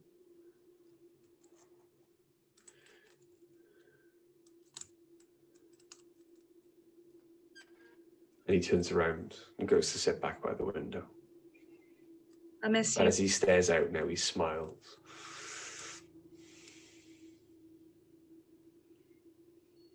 Bye, Antonius. And I'll walk and quietly close the door behind me. Dice isn't crying, what? And then make her way round towards the palace. In the hope that her friends will probably catch up. Back to the house. Yeah, Oriana has freshened up, drunk coffee, and is ready to leave. Sepsis. Sepsis, I guess, would have spent some time reading the book. Okay. I don't know how long it takes. Oriana to freshen up. Yeah. I don't know, how long does it take Oriana to freshen up? How long does it take to cast prestidigitation? You didn't really have enough time to read the book, Sepsis. Okay, Unfortunately. no problem. I freshen up Fives as well. Make sure he's all good and shiny to go. It's just nice and shiny. So you begin then to make your way through the town, or through the city. You see thousands of people. It's looked busier than ever before, but people are moving quicker than you've seen them. It's mostly human, gnome, halfling, some goblins, some younger or much older orcs. You see dwarves moving armor, moving weapons towards the front line. You see humans packing carts and moving them further into the city. This is the beginnings of a full-scale evacuation. Even though it is the first thing in the morning, as it is in the Underdark, lights still lit everywhere. It is literally the city that never sleeps. But even then, most haven't even taken the time to light the candles, to use their magic to create the dancing light, because they're just too busy. So the city seems even darker than normal. And as you move through the town, eventually you come to the central square outside the palace, right around about the same time as Dice enters from another road. All four of you converging in the center. There are no soldiers here. There are a few guards outside. The courtyard is empty. Just a few guards at the top of the steps, just outside the doors to the palace entrance. The army, it seems, has left. As I approach the group, or they approach me, as we converge, I will just go. Sorry, Sepsis, you were right. I worded it badly, but you were right. And it's been a long 6 months, and I'm sorry. I didn't mean to take my anger out on you. It's good to hear you acknowledge that. Come on. We could actually be going above ground soon. Novel. You know, as a ginger, I am very pale anyway. Just look at our DM. Coming up to winter now, right? And that's still got to give me some color to the skin. I'm starting to look like a walking corpse. Ace reminds you it's like a week past their birthday, which is at like the beginning of December. So it's coming up. We are proper winter. Oh no, it's going to be really chilly. It's coming up cold to and midwinter. wet and windy. I think I prefer it down here. Yeah, except for the imminent death. Apart from that, yeah, not the best. Do we have to go to the palace now? I think we had to go to the palace. I think we're pretty much in the palace. We're just walking in through the doors. The palace is practically deserted. Sorry, I thought we were back at the house. There do not seem to be any council aides. There do not seem to be any guards inside the property. Everyone who can or would carry a weapon appears to have left, apart from the two you saw outside. And when you get to the council chamber, that too is empty as well. But you do notice that there is a light lit, just shining through the crystal of the walls in the direction that you passed through previously when you went to the Matron Mother's private audience chamber. You appear to remember the way, make your way through the strange, twisted crystal shapes until eventually you get into what was the dining room, but it's now much more spartanly decked out. A few chairs, a table, everything seems to have been removed. And the Matron Mother is sitting there, heavy, a heart weighing her down, slumped against the table, head in her hands, her daughter next to her in the wheelchair, rubbing her back. As you enter, they both look up. Thank you for coming to us so early. We had nothing better to do. I believe, first of all, there was the question of compensation. I look really ambivalent about this. I'm like, She reaches her hand into her robes and pulls out a large sack and throws it down on the table in the direction, predominantly in the direction of Sepsis. Pick it up. There is 1,000 gold pieces in there for services already rendered. Mm-hmm. There is also this, and she pulls out another bag, chucks it down. Appears to be about half the size. Inside there is 500 platinum. What now? What are you purchasing with this? What are you paying us for? Because that's a lot of paying. Have you ever worked as a caravan guard before? No. Yes, Yeah, we have. we escorted one out to the woods. If you remember, it was when we fought those owlbears. Yeah, we guarded a cage full of corpses and some elves. Caravan's a caravan. Do you want us to walk with the humans until we hit the crossroads? Or the fork in the road? At a certain point, it is still very dangerous for them. I think that's the least we can do.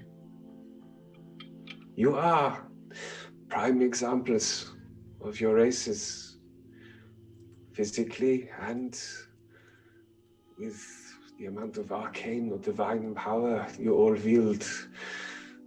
100 of those, I would not say common, they are all strong in their own right, but 100 of those humans could not best you in a fight. Possibly not.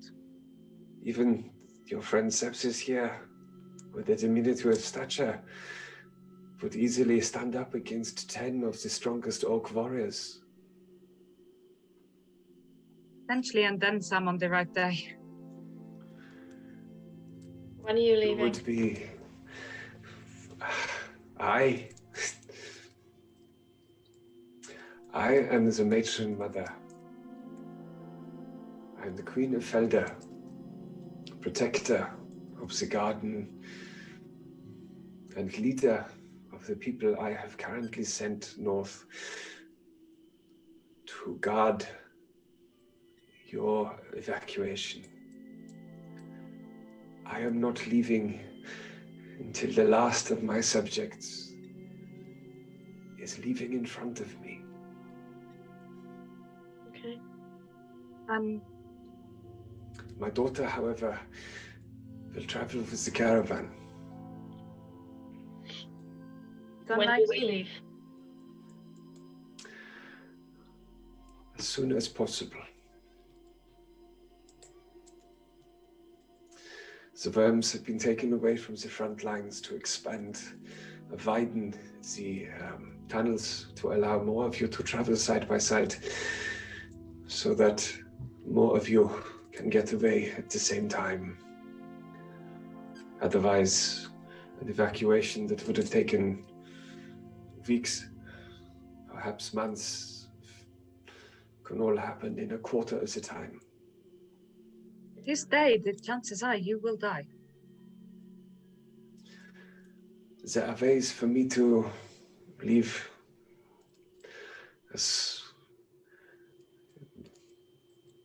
and also there are still some protections that the city will offer me. My spirit is here. There are some things this city can do for me that it cannot do for others. That's NPC speak for lair actions. I got that. I got it.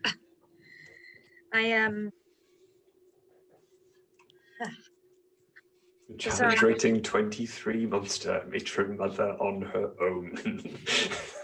Yeah, she's quite a big deal. So Sarahesh will travel with the humans.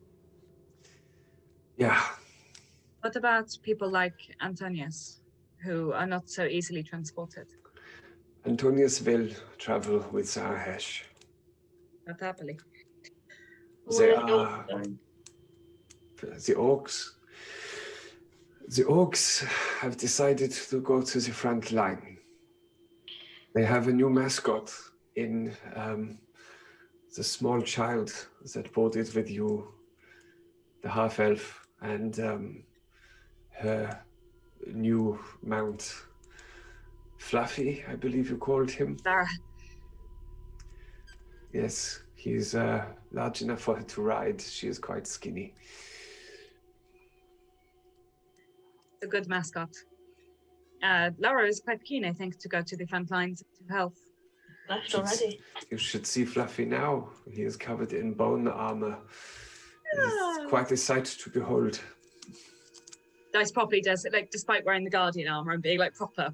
She's like, oh, bone armor. Sorry, that's cute.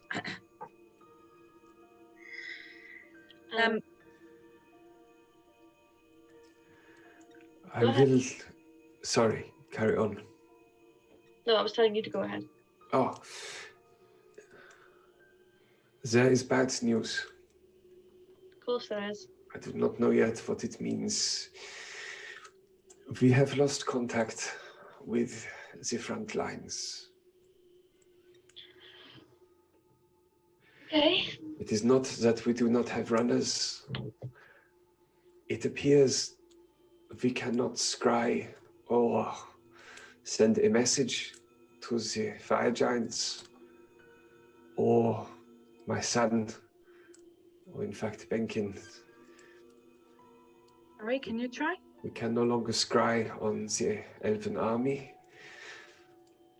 There appears to be some sort of darkness to them.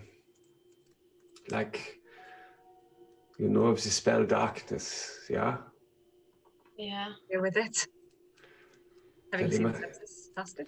Imagine that spell, but on affecting divination. I don't think I'd And be able to get through it. the radius of darkness is miles instead of feet. And it appears to be pushing forwards. I don't think sending would go through it. It is why we are asking you to take the refugees and to help evacuate. Because unfortunately, whatever energy they are using appears to be blocking off at least one section of the tunnel, and we cannot see if it is safe or not. Well, I can go now. When do we leave? I need to run back and get Cassie in a bag.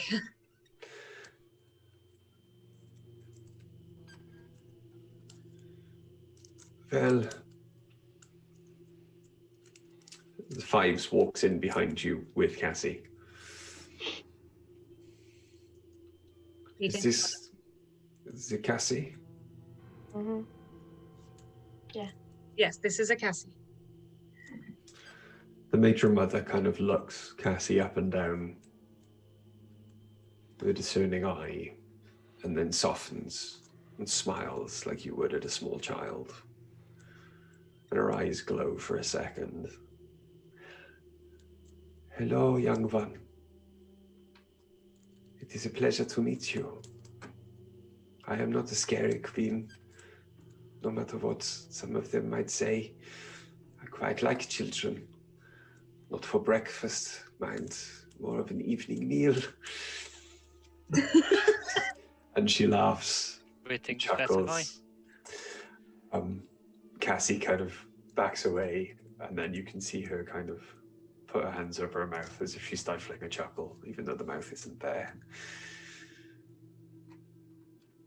What will you do with her? That is a little up for a debate. She should go with Sarah Hush. Should, I think, and Antonius, if that would be possible. I think Stay with the Antonius would humans, find but her- someone who can prepare her if she needs it. Antonius would find her interesting, I think, and be kind, and Sarah Hirsch would be sane. Sarah Hesh kind of wheels the chair over and takes Cassie's hand, looks at Dice. There's a wry grin on her face as she turns and says, we did not get around to discussing children, but I will gladly care for her. Well, you know, sometimes these things happen upon you and you don't get to say in it. So I have heard, yeah. If at any point in the future you could give her a form that was more childlike. I really think that that would help a lot, and Antonius would enjoy the challenge, I think. I believe Antonius has exactly those plans already. I think the next time you see Cassie, she will be much more recognizable. Like a little doll. But Oh, feisty. with potential for growth, as the soul will still grow. Yeah. Good. We'll, As long as we'll make she's- a couple. She can try them on like dresses. Do you like dresses, Cassie?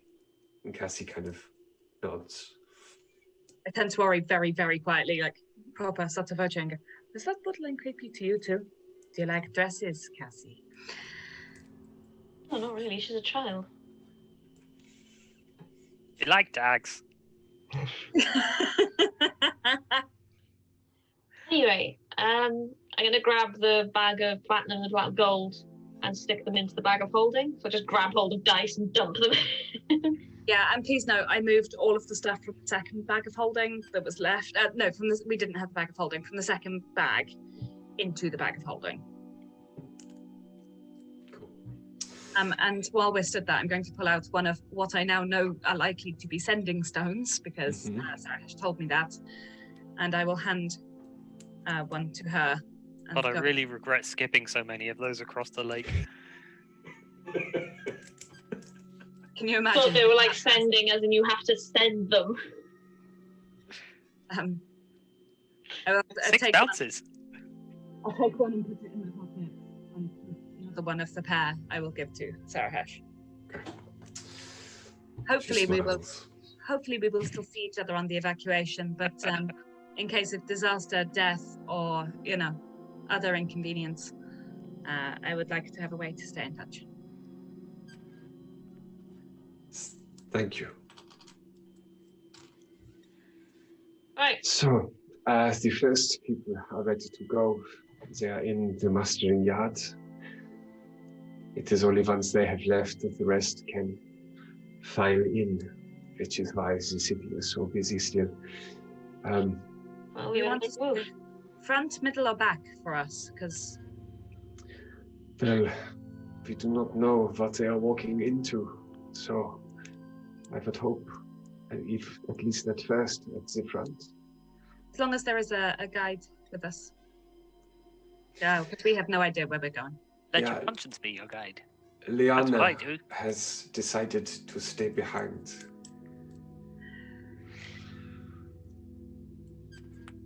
Did you hear that? No, Liana has decided to stay behind. Liana is staying here. Well, she decided to stay behind from the front line so she could help guide you. So, Historically, Liana's guiding often involves taking us somewhere and then leaving us behind. And also death. Get out. I'm not kidding. I don't want to suggest that she doesn't have the skill. I'm just concerned that there's an attitude problem.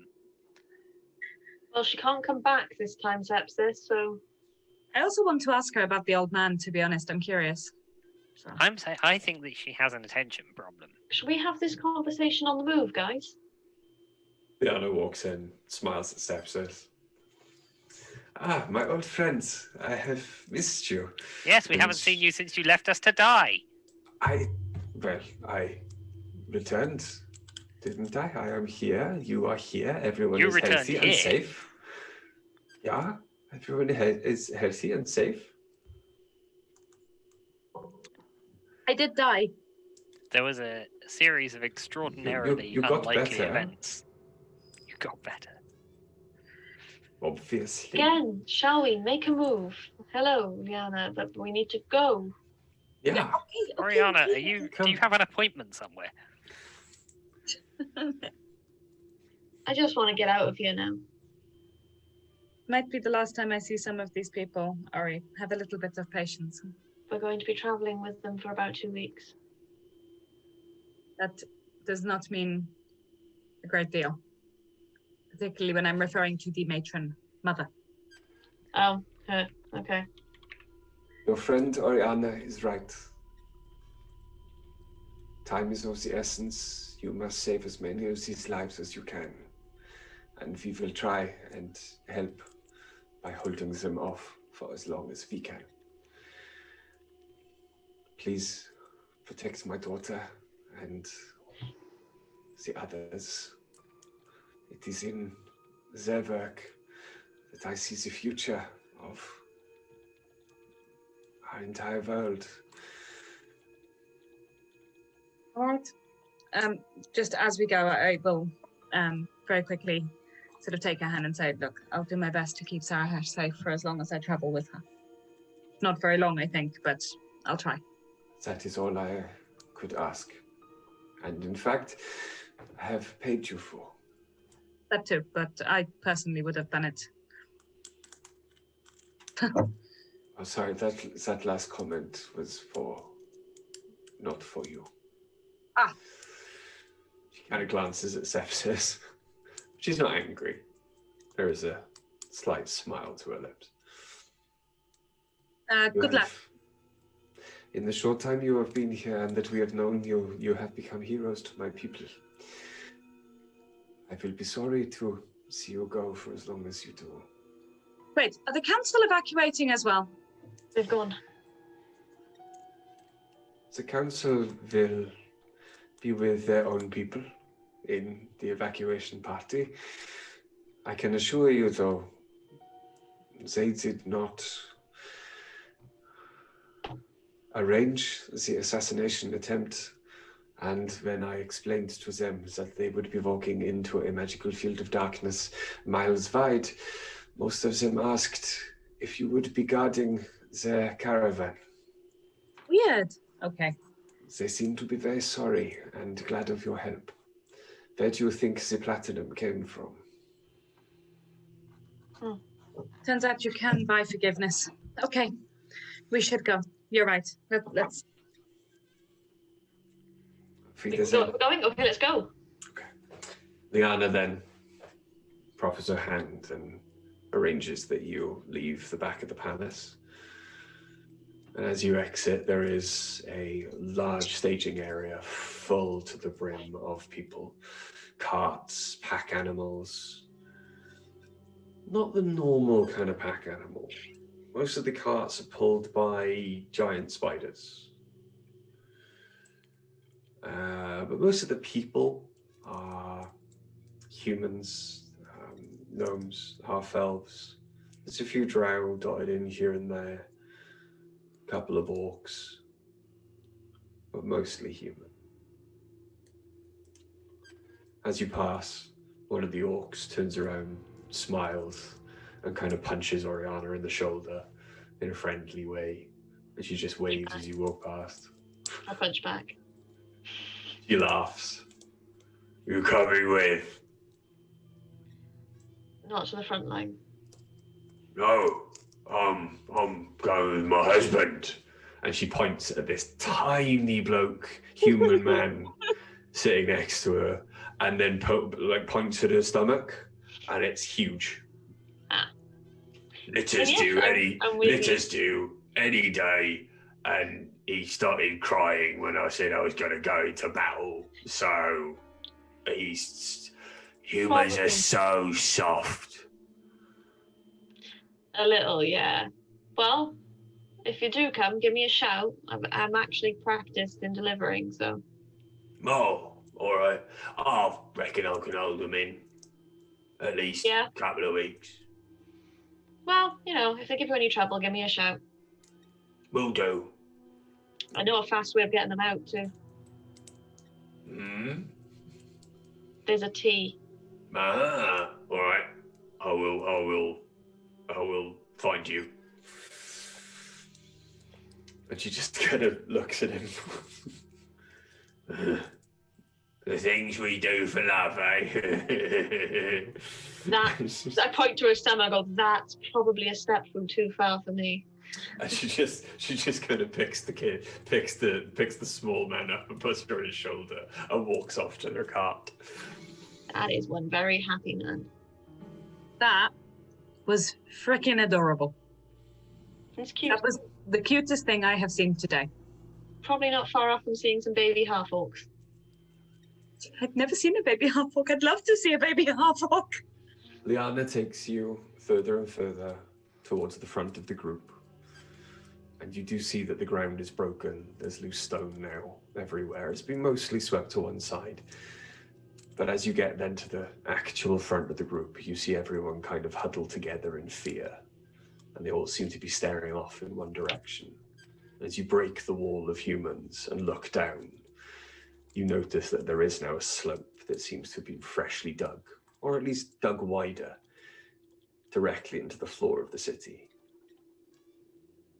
And you see that this huge 30-foot wide tunnel travels on and on and on into the darkness. Hey, run, no way. Liana turns, looks at all of the faces waiting expectantly, and turns back to you guys. I believe they are waiting for you to go first. It is probably safer if we have them give us a head start, yeah? Yeah. Very good. And she turns back around. Pass this message on. Give us an hour head start and then follow in. Good luck to you all. Yana, Yeah? as we start sort of making our way, I'm going to go, where the hell are all these people going to camp? There are cubby holes and places. If needs be, some of them will camp in the tunnel. Better be a fucking big cubby hole. There are places along the way that we have arranged. Beggars cannot be choosers, yeah? No. No, that's true. You're aware there's a heavily pregnant orc in that group, yeah? Yeah, and she could probably still carry at least 10 of these people on her back and make the trip. No, I mean, I'm just meaning you might need 5 minutes for her to pop them out and then... Well, yeah, there are many people here who can look after them. Good. I can have a long time since I played midwife. I can have one of the spiders spin a quite beautiful papoose, if you wish. Little baby octopus. Sorry, I'm having a moment. I'm okay. It's a very sticky This is papoose. why you weren't allowed in the room when we were delivering. You're terrible with babies. Babies! I like the little fingers and the little toes. And I really want to see a baby half orc because I just want to see one. I want to see how big it is. I want to see. Sepsis, are you reacting to this in any way? I see you're fetishizing. No, I do not have Not the right word. any sexual inclination towards babies. No, I that's just not what think- fetishizing means. Not all fetishes are sexual fetishes. Okay. I just like babies. Don't you? Yes. Not No. for lunch, Sepsis? No. When I have you imagine- ever seen me eat a sentient being? I imagine Sepsis sees babies more as useless potatoes. Potato. You know, the crying, wiggling, completely helpless. To be entirely fair to them, I don't see them as much more useless than most people. Fair. And you are proceeding with this conversation As we into walk, yeah.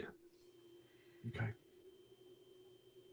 Is there anything you would like in particular to discuss as you make this trip? Or are you happy with a time jump and a description of your trip? Time jump's fine. Okay. Just going to say, at some point, if we get evenings, I'd like to start reading. No, I won't have 48 hours in 6 days. No, don't worry, carry on. I'm gonna read as much as I can.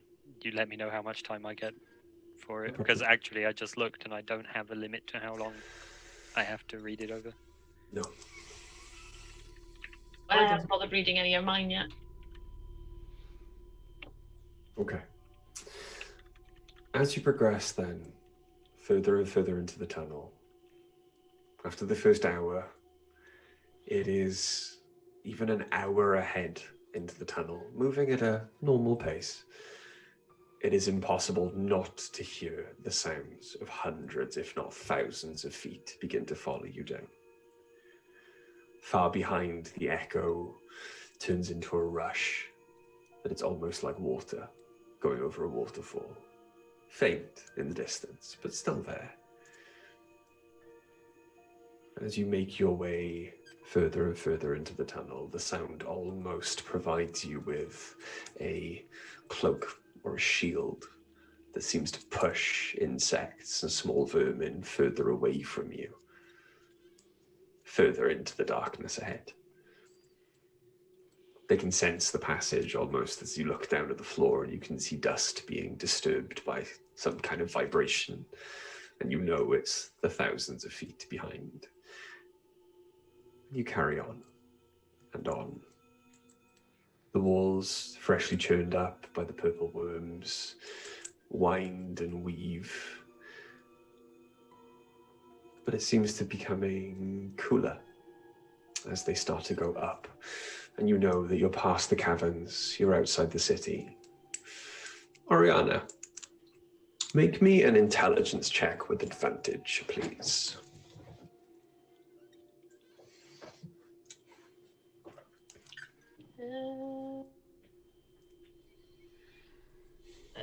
13. 13? 13. Okay. 1, 3. You can't be absolutely certain, but you think, checking your watch and checking your compass, that after the first half day's travel, you traveled almost exactly east out of the city and have now been turned around slightly, so you're actually traveling north. You seem to be traveling in the direction of the garden. Nothing is familiar to you, these new tunnels, but you appear to be traveling in the direction of the garden. Liana? Yeah? Are we heading towards the garden? Yes and no. The garden is in this direction. Yeah. You have very good sense of direction for someone who does not come from the Underdark. We've had to learn to fend for ourselves while you've been guiding us. I have a compass. Well, yeah, the garden is in this direction. However, we will not reach there. This branch is off much before that. However, the easiest way to the crossroads that you will leave us is unfortunately brings us quite close to the lava fissure that you have seen. So we're going to have to try and get past them? Nein, they will be much further away. We will not actually see the lava fissure. We pass it, and then, but it will get very warm for a time. I mean, that doesn't bother me. Good. So we may find that the humans go a little slower for a time. Okay. No, not present company accepted, of course, but most of the adult refugees that follow have Dice. only recently gotten over small sickness. Dice is pretty useless in the heat. Well, I have heard this of the human redheads. Is it true, yeah? I just look at dice. I'm in here. And we're nowhere near it. We're just in a normal town. I'm hot. Oh, damn. The continent is going to be interesting, let's put it that way. I'm installing Can't- aircon in the suit. Can't wait to get to the continent. I've been working on my Charlem accent. Oh no. Oh God, really? Yes. I think I'm getting quite good. Say hello in a Charlem accent, sis. Bonjour. Not better. Oh. About the same, Wait. but actually, I weirdly enjoy it, so do it as often as you like. As Wait, you I've progress- got a. I've learned another phrase. I picked up a phrase book, while I was in one of the shops. I'm so sorry, Liana. U est la biblioteca.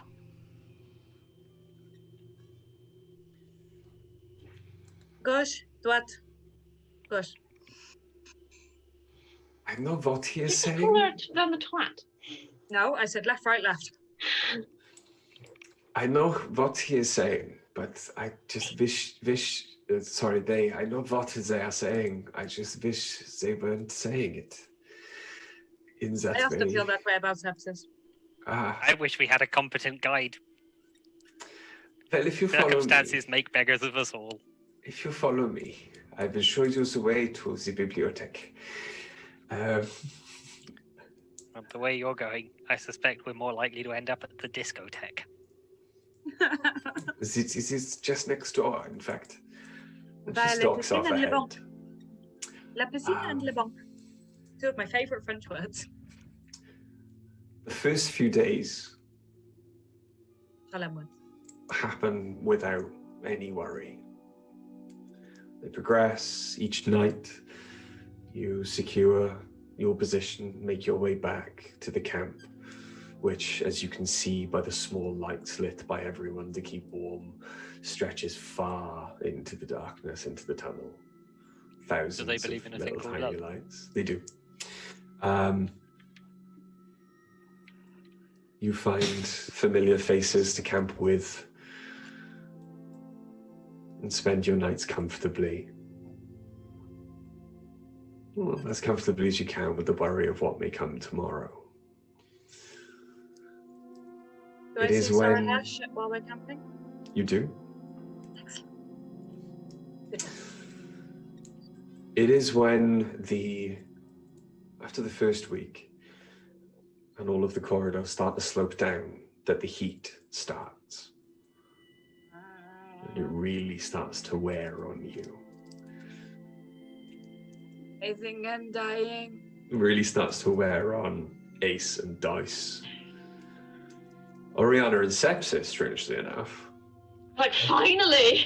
quite comfortable. There is no... The tunnels, in fact, are incredibly humid. The air is quite close. Any moisture that has dripped down here through the rocks seems to be in a constant state of evaporation. And it is very uncomfortable. As you continue, Dying. You've been released. Had a beast you released. keep going. Keep going. Yeah. Sorry, I had to sorry. unleash my evil beast as he That's was okay. missing. He was crying because he couldn't get to his mum. The further and further you go, the hotter it gets. And almost coming up to the end of the second week of travel, when you know now by the counting and the constant conversations with Sarah Hesh and the other council leaders, that almost everyone now is inside the tunnels. Long time. It starts to get so hot that I'm going to need Ace and Dice to make a Constitution saving throw. You want Guidance me to on roll myself. for dice? You're going to roll for Ace. For Ace, yeah. I won't roll for dice. That seems Well, unpleasant. Do you want Bardic Inspiration as well? No, give it to Ace. I've got guidance. Hang on, I'm just getting the character sheet. It hadn't, for some reason, it hadn't occurred to me until now that I was going to be playing. Constitution Going Ace. check or Constitution saving throw? Saving throw +5, Greg, for Ace. I mean, yeah, but I'm going to need the character sheet open anyway, aren't I? unless we're going to have a nice, uneventful 45 minutes. But judging by the 9. fact that I can see the battle map in the bottom left, I suspect that's not going to be the case. Oh, that's 19. there every week. 19. 19, okay. 19. 19. 19. What was the question? Well, con saving throw. With Bardic Inspiration, I Oh yeah, I rolled one. Yeah, What was it? it was a Constitution saving throw. Yeah, what was the score? 9. 9. Is that with Bardic Inspiration? Oh no. How much is it? What are you giving at the moment? Is it a D6? No, I think A D8. A D8. I'd love to take you on a D8. I'd like to be able to go outdoors for a D8. Oh, in that case, it was a perfectly adequate 16. Oh, cool. Okay. Yes. So, you're both fine. And again, as you progress further and further down into the darkness and into the heat, everyone This now town ain't big feeling enough it. for the both of us. Oriana feeling very comfortable. Sepsis feeling strangely comfortable. In fact, this kind of heat is the most comfortable you've ever felt. At least in your own skin. And I want everyone to make me a perception check. No. Perception, yeah? Guidance. Myself. Okay. I can do that too. Jesus Pardon? Christ. 20. 20. Well, I rolled an 8 for ace. 21 21. with guidance. Okay. So, Only rolled a 12. hang on. So 21. What was ace? 8, but their passive is 13. That's That fine. matters to you. Sepsis? 1. Oriana. In total, not a natural 1. Total 1. Oriana. 20. 20, sorry. Okay. Oriana and Dice. It's at the end of the second week. One of you, or two of you uncomfortable, two of you very comfortable. An hour ahead of the rest of your crew as they've stopped for lunch, scouting out. You hear something, both of you. Like a distant echo. It's familiar. It's like the crack of a shot from Five's rifle, followed by more and more. There's a clatter of steel. I think so. There's a hammering sound. It ebbs and flows, it comes and goes. But the sound is there, very, very distant. It's we can hear the front line, yeah? You would assume so. Should we be able to hear that? Are we far enough away that they're not going to turn around and come for us? Liana seems to think that we should be okay. But it might be best to try and ask people to be as quiet as possible. Then again, if there is a battle going on over there, I doubt they'll hear anything over the top of it. As you're having this conversation with your perception scores, you do see just up ahead, about 40 or 30 feet away, a crack or a fissure in the wall that seems to lead into a corridor that does drop further down from this one. And you can hear the sounds echoing from there. I'm just gonna go look. I'll be straight back. Maybe we should let Liana know as well in case she's not aware. Okay, it's just if I can fly it back up quite quickly and go. I don't know if I get spotted and I'm followed. Can we see through the crack? Can we see? Sorry, I had a really childish moment then. Can we see through the crack? The crack does kind of wind. However, the floor of it isn't natural. There are large and long stone steps cut into the floor of the small tunnel that seem to wind down and out of sight. And now you're at the edge of the tunnel. You can hear again the sounds of war, but also a slow roar, a dull, slow roar. And the air wafting at you out of this tunnel is super hot. That roar, it didn't sound like a T-Rex, right? No. Oh, no, it's constant. It's a constant sound. It's like a slow, battle. dull roar. Like a battle or like a flow of lava somewhere? potentially a flow of lava. Let's leave it. We just need to get this group. There's too much of a risk for us to disappear and go adventuring. That sleeping giants lie. Or actively fight elves. Or actively engaged in battle. Giants. Not lie. Or yeah. But if we can just get the message around to be as quiet as possible as well. I know the chance of them hearing it over their own fighting, but all it takes is for one of them to think, hey, there's a noise going on up there.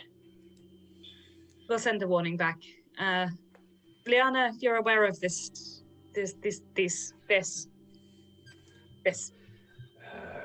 9.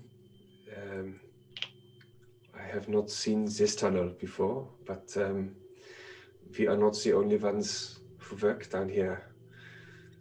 I would be interested myself to see what is on the other end, but if you do not think it is a good idea, we can carry on. With so many people with us? No. Ari, I'd rather know that something's not going to come up behind them. If there is something at the end of it and the roar... Then I'm going on my own. I'm stealthier than you. You can't fly. Also, I'm not wearing... I'm wearing Guardian armor. I am not stealthy. Very hot down there. I am not stealthier than you. I wear a Guardian armor. You go check. I'm not stealthy. I'll head on down and have a look. As quiet and as sneaky as I can. It's too narrow to fly anyway, right? It's about 10 feet wide. You could uncomfortably fly down there. I'll like stick my head in and sort of walk down. Okay. And check for traps. Roll me an investigation check, then, please.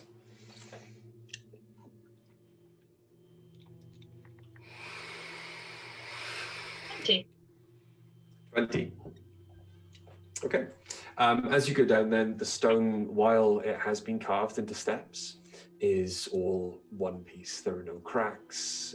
It has been worked to the point where steps have been chiseled into it, but nothing more. It's one solid slab of stone. There are no traps for what you can see, but as you progress down, you make your way 30, 40, 50, 60 feet away, and you can see a light now at the end of the tunnel. And as you turn a corner, you find yourself bathed in light. For a moment, you are blinded. The coronas in your eyes kind of flare up and you close your eyes, but the warmth beating on your skin is constant, and it is huge. And as you finally open your eyes and get used to what you're seeing, the scene in front of you, you are standing at what appears to be the bottom of a huge canyon. From the side you're on over to the opposite side is maybe 60, 70 feet, 80 feet perhaps. Directly in front of you is a river of lava. Most of the ground around you is unworked stone. However, right next to the river of lava, you can see large blocks of what appear to be granite worked with obsidian, covered in ash, as the river of lava runs between them, so it does not widen. It appears that these blocks have been put there to control the flow at this point. Over the river is a simple wooden bridge, which to you seems impossible because it's only about 10 feet above the face of the lava and should have caught fire a long time ago in this heat. But as you stare, roll me an Arcana check.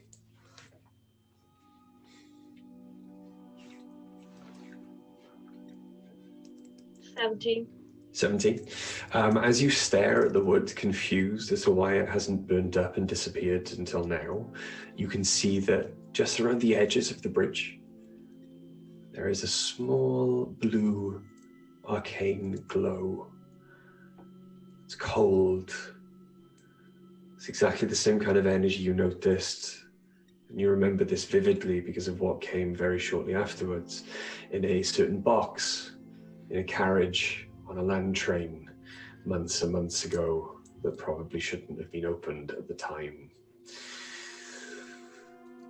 It appears that a spell has been cast on the bridge so that it is exempt from the heat. It is here now, though, that you can hear the sounds of war much clearer, still in a great distance. And as you turn left in the direction of the sound, you can see hundreds of feet away and hundreds of feet up a familiar bridge. It takes a moment to realize it's a familiar bridge because you've only walked on it. You've never seen it from this angle. It appears to be the bridge above the Fire Giant's Forge.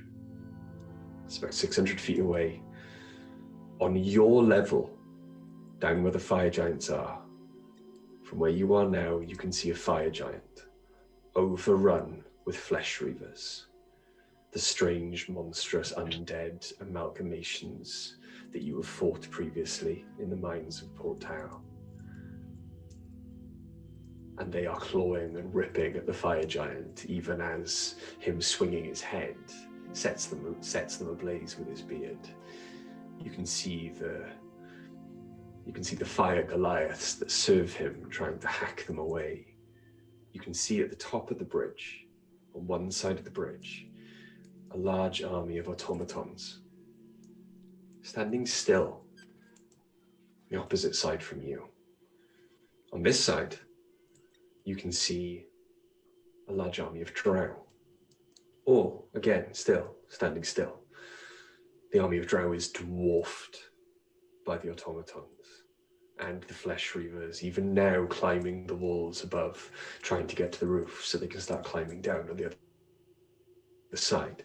In the center of the bridge, at this distance, features, it's too distant for you to make it out, but at the center of the bridge, you can see a bright, shining, white, blue blade clashing against a bright, shining, red and black blade, wielded by two familiar figures as they fight in the middle of the bridge.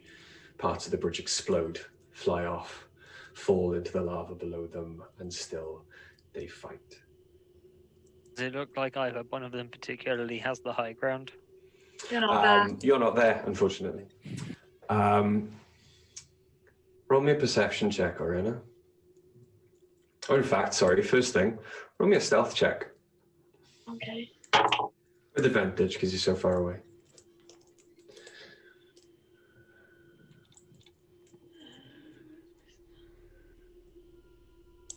Uh, 17 17. stealth. Okay. And you want me to roll perception? Mm-hmm. 21. 21.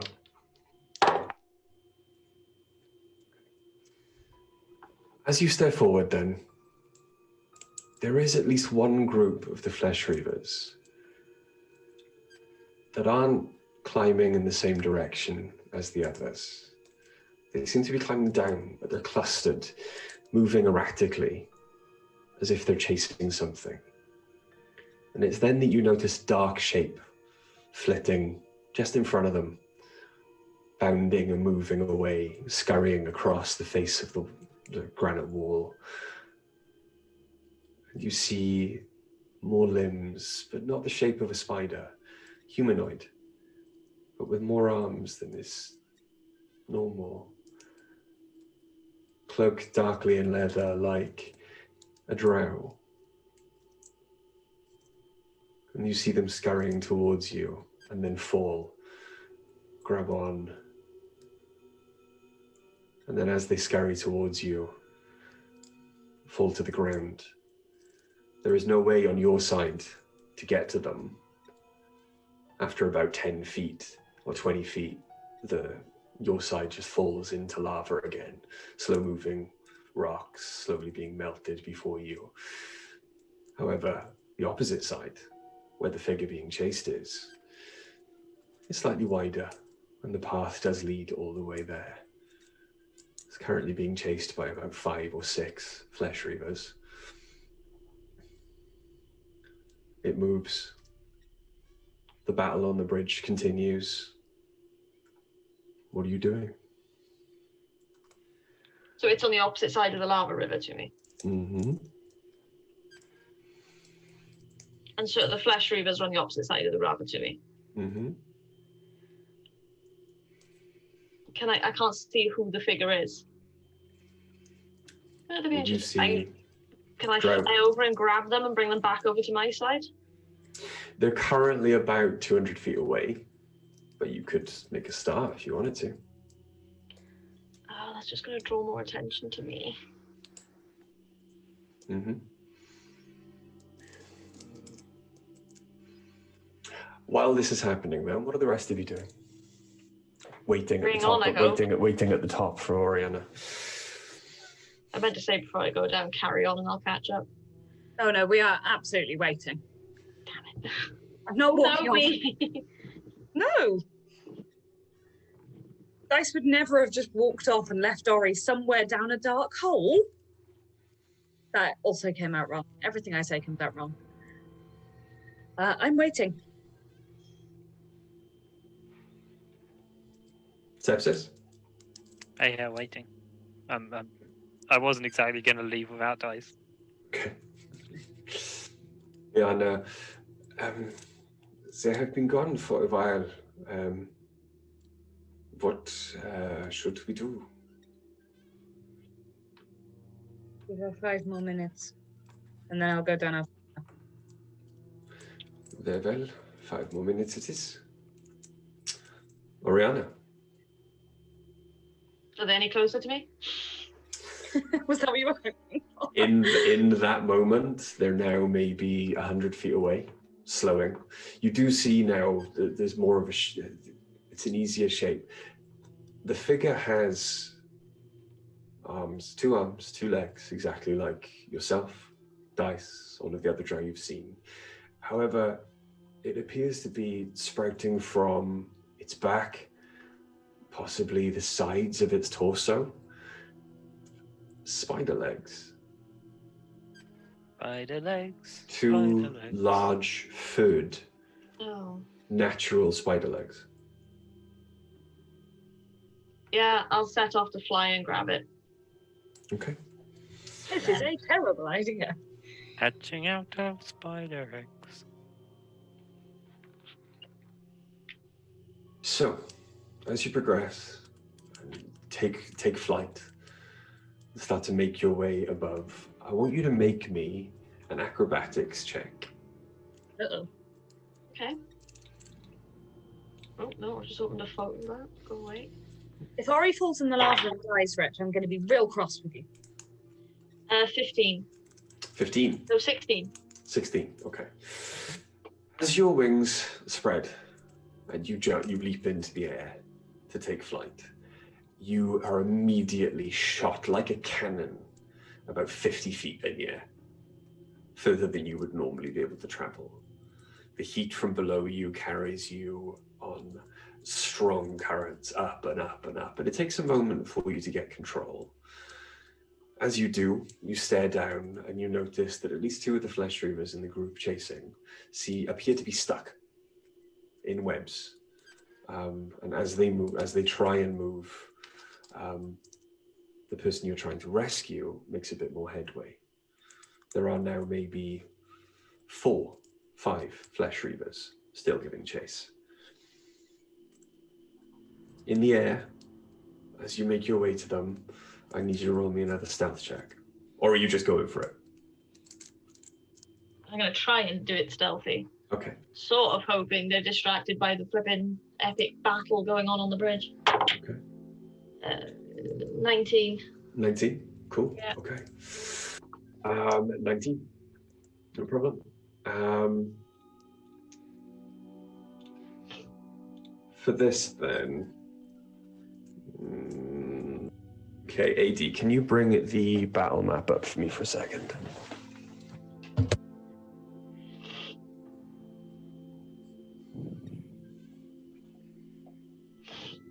What is it with you and Sepsis being like, aha, soul combat? Hey, I haven't done that since yesterday. No, it's Ori's turn today. Hoping to avoid combat, if I'm honest. I don't want to take on flesh reavers on my own. No, they're icky.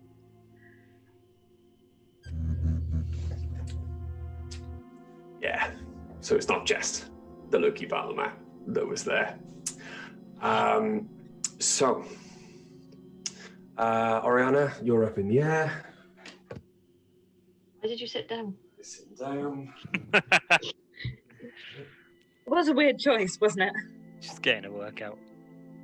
He needs the exercise, this lockdown thing and all the rest of it. We just don't get up and down that often anymore, so he needs to take his exercise where he can get it. Moving minifigs. Moving minifigs. Yeah. Kill it with fire. Save it with fire.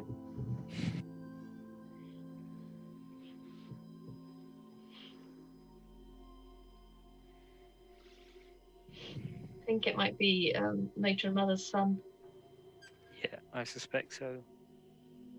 which I'm partly tempted to drop in the lava, but No. all right. Hey. A representation of what you can see. Okay. They don't seem to have noticed you yet. None of their eyeless faces turning towards you. Do you want to try and grab him and just go back? Yes. Okay. I'm going to need you to make me an acrobatics or an athletics check, please. Did you say one or the other, is it? Mm-hmm. They're both the same, so 20. Not that, 20. but 20. Okay, cool. Well, then, as you swoop down and grab the form, it resists, it kicks off. The muscles below now your arms, or in your arms, are insanely strong. You've not felt strength like this.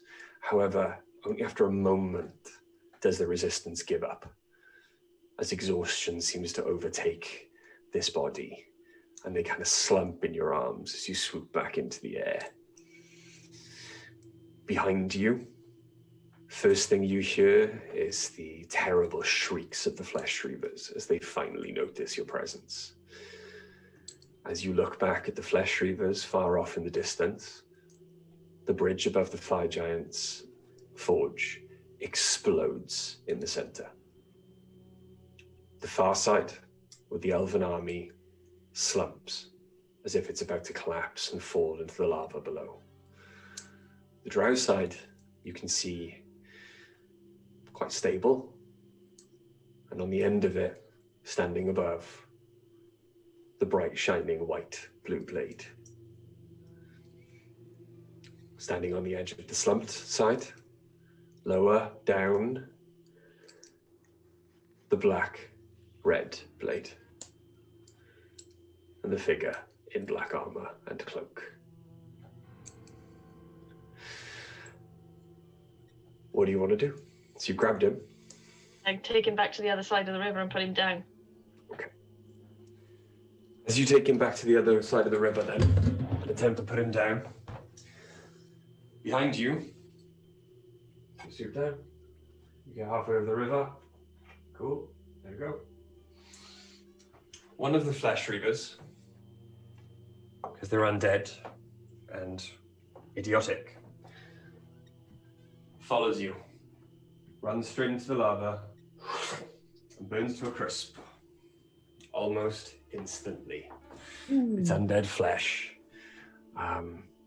just not resistant in any way, shape, or form to fire.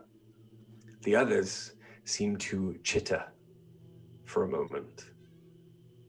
There's an incredible clicking, and then they all, as one, look at the bridge. As they move towards the bridge, they shriek loudly. And that shriek is answered by a resounding shriek from further up the canyon, as many of the flesh reavers, now climbing the wall above, turn and look in your direction and start to clamber, hundreds of feet away for now, but start to clamber towards you. are you going to do? I'm going to take one last look at the fight on the bridge and then hurry back to the hole I came through. Okay. As you hurry back to the hole you came through, the fight on the With the bridge. kid, I take it. Yeah, with him. I'll usher him along. Okay. As you hurry back, the fight on the bridge seems to have come to a complete standstill. Until, and you can feel it, even from this distance, you feel a wave of hatred, anger, darkness just washes over you. And for a moment, you want to go there, you want to join it, you want to revel in it. But then that moment is gone. And as you look up, all you can see is the drow side of the bridge collapsing into the lava, and the white-blue blade falling,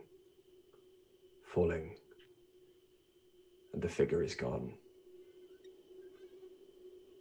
The red-black blade is raised, and all of the automatons on the opposite side of the river start firing as one. And as you make your way into the corridor, running with that boy in your arms, you just close your eyes against the image of hundreds of drow falling. I'm going to throw a fireball down the corridor behind me. Okay, cool. AD, you can close the battle map now. Okay, so you throw it down the corridor behind you. Yeah. Okay. I'm hoping to, 1, kill any fresh leavers that might follow, and 2, collapse the tunnel. Cool, okay.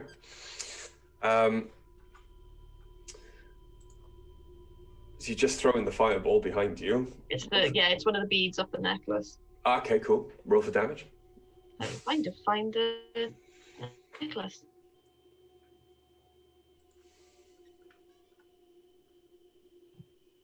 Where is it gone? Necklace of fireballs. Did you actually Yeah. add it in? No, it's not here. 2 seconds. I think that's all it was. It was just necklace of fireballs. Yeah. Fireballs. That didn't come out as English, did it? Fireball. Necklace, fireballs. There we go. So it's 1d6 plus 3 beads. There were 6 beads on it. Yeah.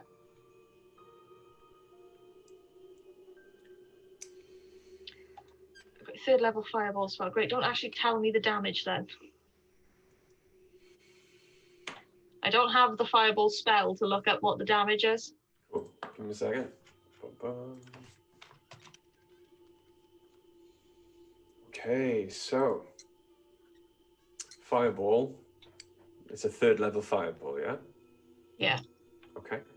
The damage is the hell is 8d6.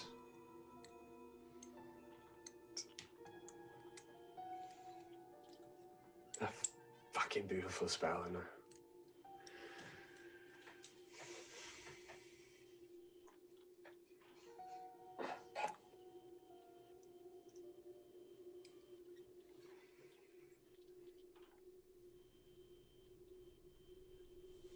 Twenty-seven. 7. 27. Okay. Just need to very quickly check. One of the best presents I've ever had. Biggest regret I've ever bought. Or Greg ever bought because he paid for it, but.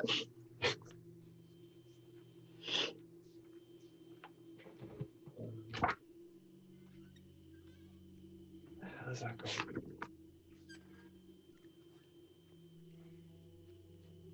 There it is.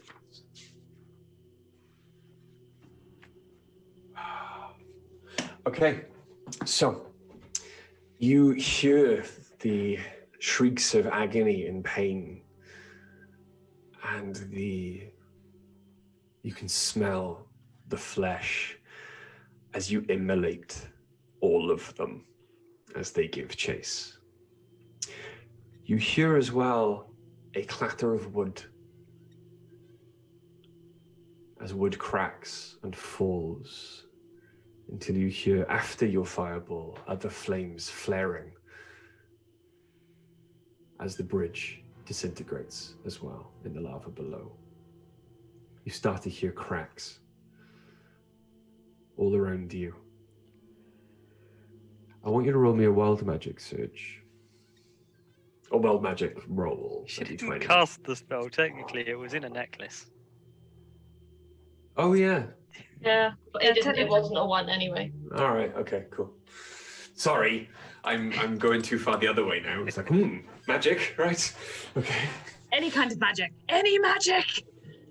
Okay. So as you run, you start to hear rocks fall. And it's just as you see Dice staring worried down into the tunnel before you, Liana standing behind her, Sepsis off to one side. As you burst out of it, you do so in a cloud of dust and rubble. You look Cracking a back. kid. You look back, and the tunnel has collapsed.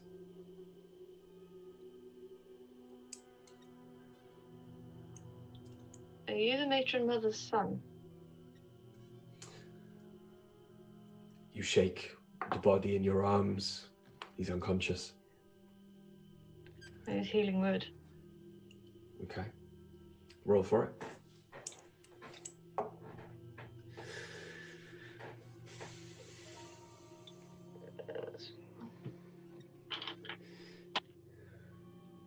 Five. It's 5 points of damage. Put up hit points.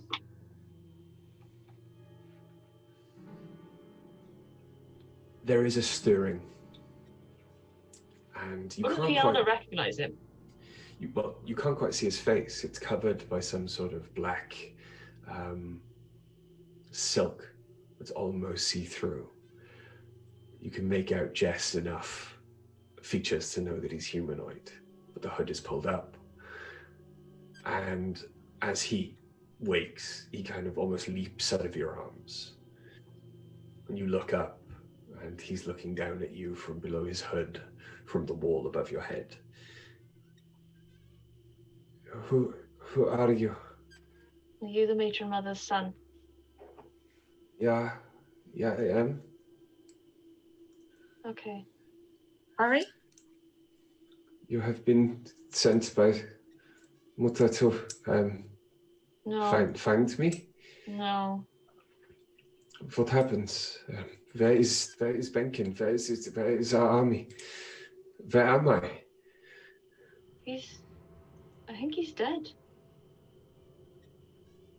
The fuck happened down the hole? Nine, it's impossible. He was one of the greatest warriors ever. To see him fight was to watch. I'm going to try and music. do sending to Benkin.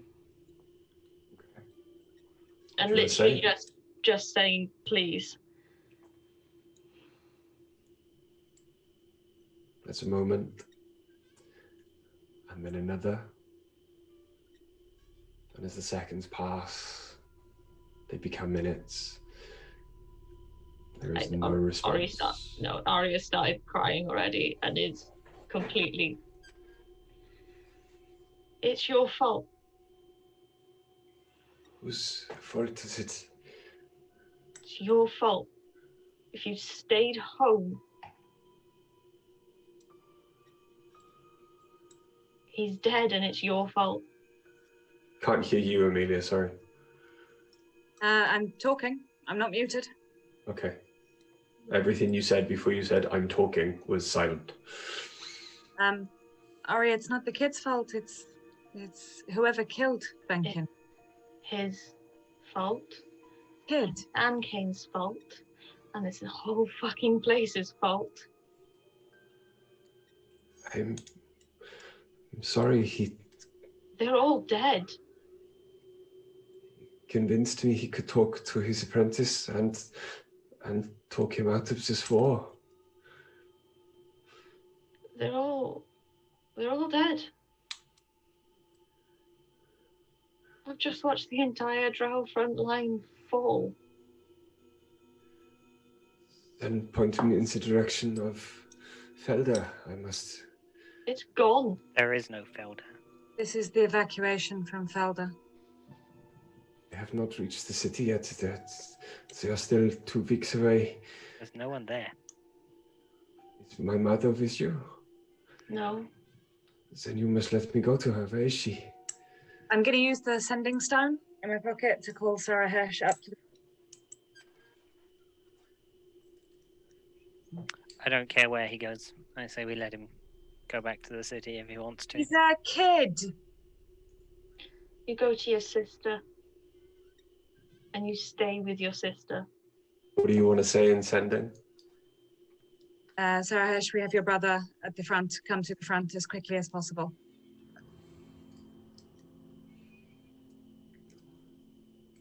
You hear a response very quickly. How is my brother, sir? I will be there shortly. Please keep him.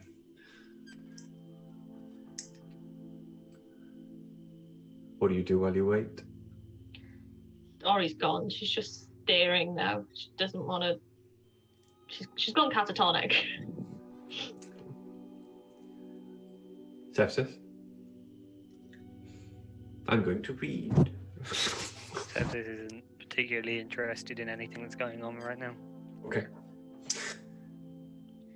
We have to keep moving. Nice. Okay.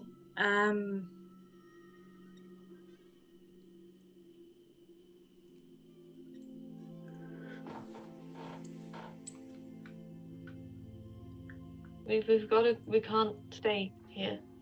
We have to wait. Just let me get the... Look, go on. Keep moving. I'll catch up. There was flesh reavers following me. We I've do need collapsed to... the tunnel, but it won't take them long to get through it.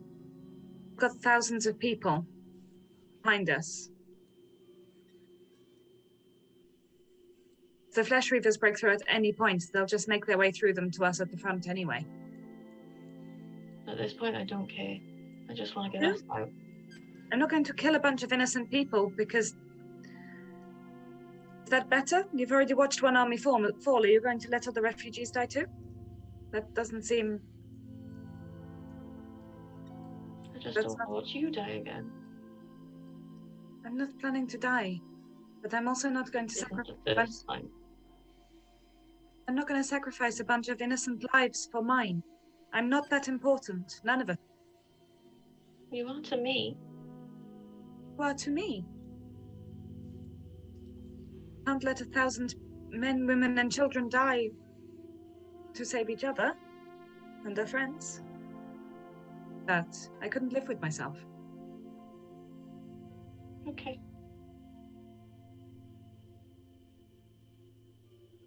Sorry, Ari. Takes half the time that you thought it would for Sarah Hirsch to turn up. But shooting down as fast as the chair will carry her, Sarah Hirsch comes down the corridor and brakes so hard it almost launches her out of the wheelchair straight into her brother's arms. She is crying. And as she rips off his hood and the mask comes off, you see 8 eyes. A slightly elongated, sloped forehead under the white mop of dry hair, but 8 beautiful gem-like red eyes, starting with 2 and getting smaller as they go up his forehead. He blinks all of them at her as she looks up at him and then just hugs him. And he turns to her and says, Benkin is dead. Where is Mother? Is she coming? And Sarah Hirsch just kind of shakes her head. You will have to explain to me now what is going on. How quickly do we need to move the rest of your refugees? Quickly as possible. There are flesh reavers potentially coming up the tunnel. There was a tunnel there where the rubble is. Ori has collapsed it. Ori is not okay. The flesh reavers may well be coming up the tunnel anyway. I don't know how quickly. If the Drow army has indeed fallen, then perhaps the Elven army will be attempting to make their way across without the bridge, and they will be heading for Felde, and will call off flesh reavers from chasing one person. But we don't know. So we have to pick up the pace then. Yes. I'm not dying for these refugees. Get them moving. We are just a few days away from the crossroads. We will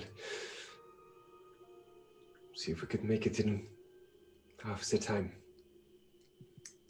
Come, Petra, leave these people to their mourning.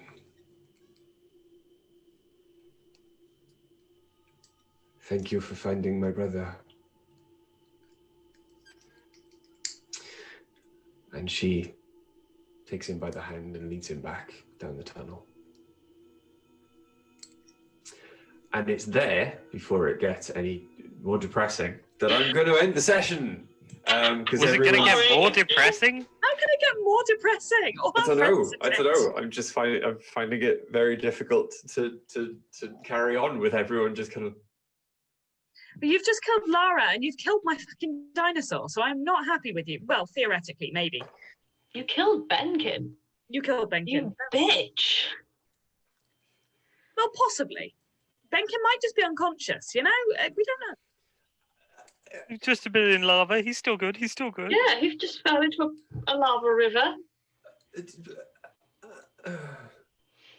He wants to tell us certain things. Thank you, everyone, for joining us for episode 49. Yes, thank you for joining us for episode 49. I hope everyone enjoyed. It is a war. Casualties happen. Thank you. Yeah, that doesn't mean you're okay with them. Like, that doesn't mean that doesn't mean they're not sad. Thank you for giving Oriana that final push on her sanity. Sorry. Thank you for joining us for episode 49. I hope you all enjoyed. I hope you enjoyed enough that it'll make you come back for episode 50 to find out what happens in the fallout of what has just transpired. No, bro, we're going to play D&D, not Fallout. Fuck you. I'll go mute him if you want me to. I'll just walk in there and mute him. Okay. Again, please, obviously, go show some love to our sponsors. Loki Battle Mats. Underneath, you will have seen in the background and in the foreground of the battle map that did flash up quite shortly for this one because only one person went down, not everyone, so that was fine. There are volume 2 of both the giant and the big battle mats. Beautiful lava map in there, but there are many other pages of maps perfect for any tabletop game. So yeah, go check them out. LokiBattleMats.com. Which link is in the chat. And our second sponsor, Blink Dog Dice, who I will be doing lots of shopping on this week because Christmas is coming soon and I can't think of anything else to get my friends. So yes, Blink Dog Dice on Etsy. Fantastic presents for other people and also yourself. I might get myself some new dice as well. Digital as well. Thank you, Heavyweight Gaming. Thank you, AD. With Loki Battle Mats, you can also jump on to Drive-Thru-RPG. There are and it works with most of the great platforms like Roll20. There are some fantastic digital versions of their maps. A lot of them as well are pay what you want. So pop on there, download them for free, or, once you've seen them and seen how good they are, please, pay what you want, pay a little bit towards them because a lot of work goes into making those maps. If you want to see just how much work goes into making those maps, look for Loki Battle Mats on Twitch.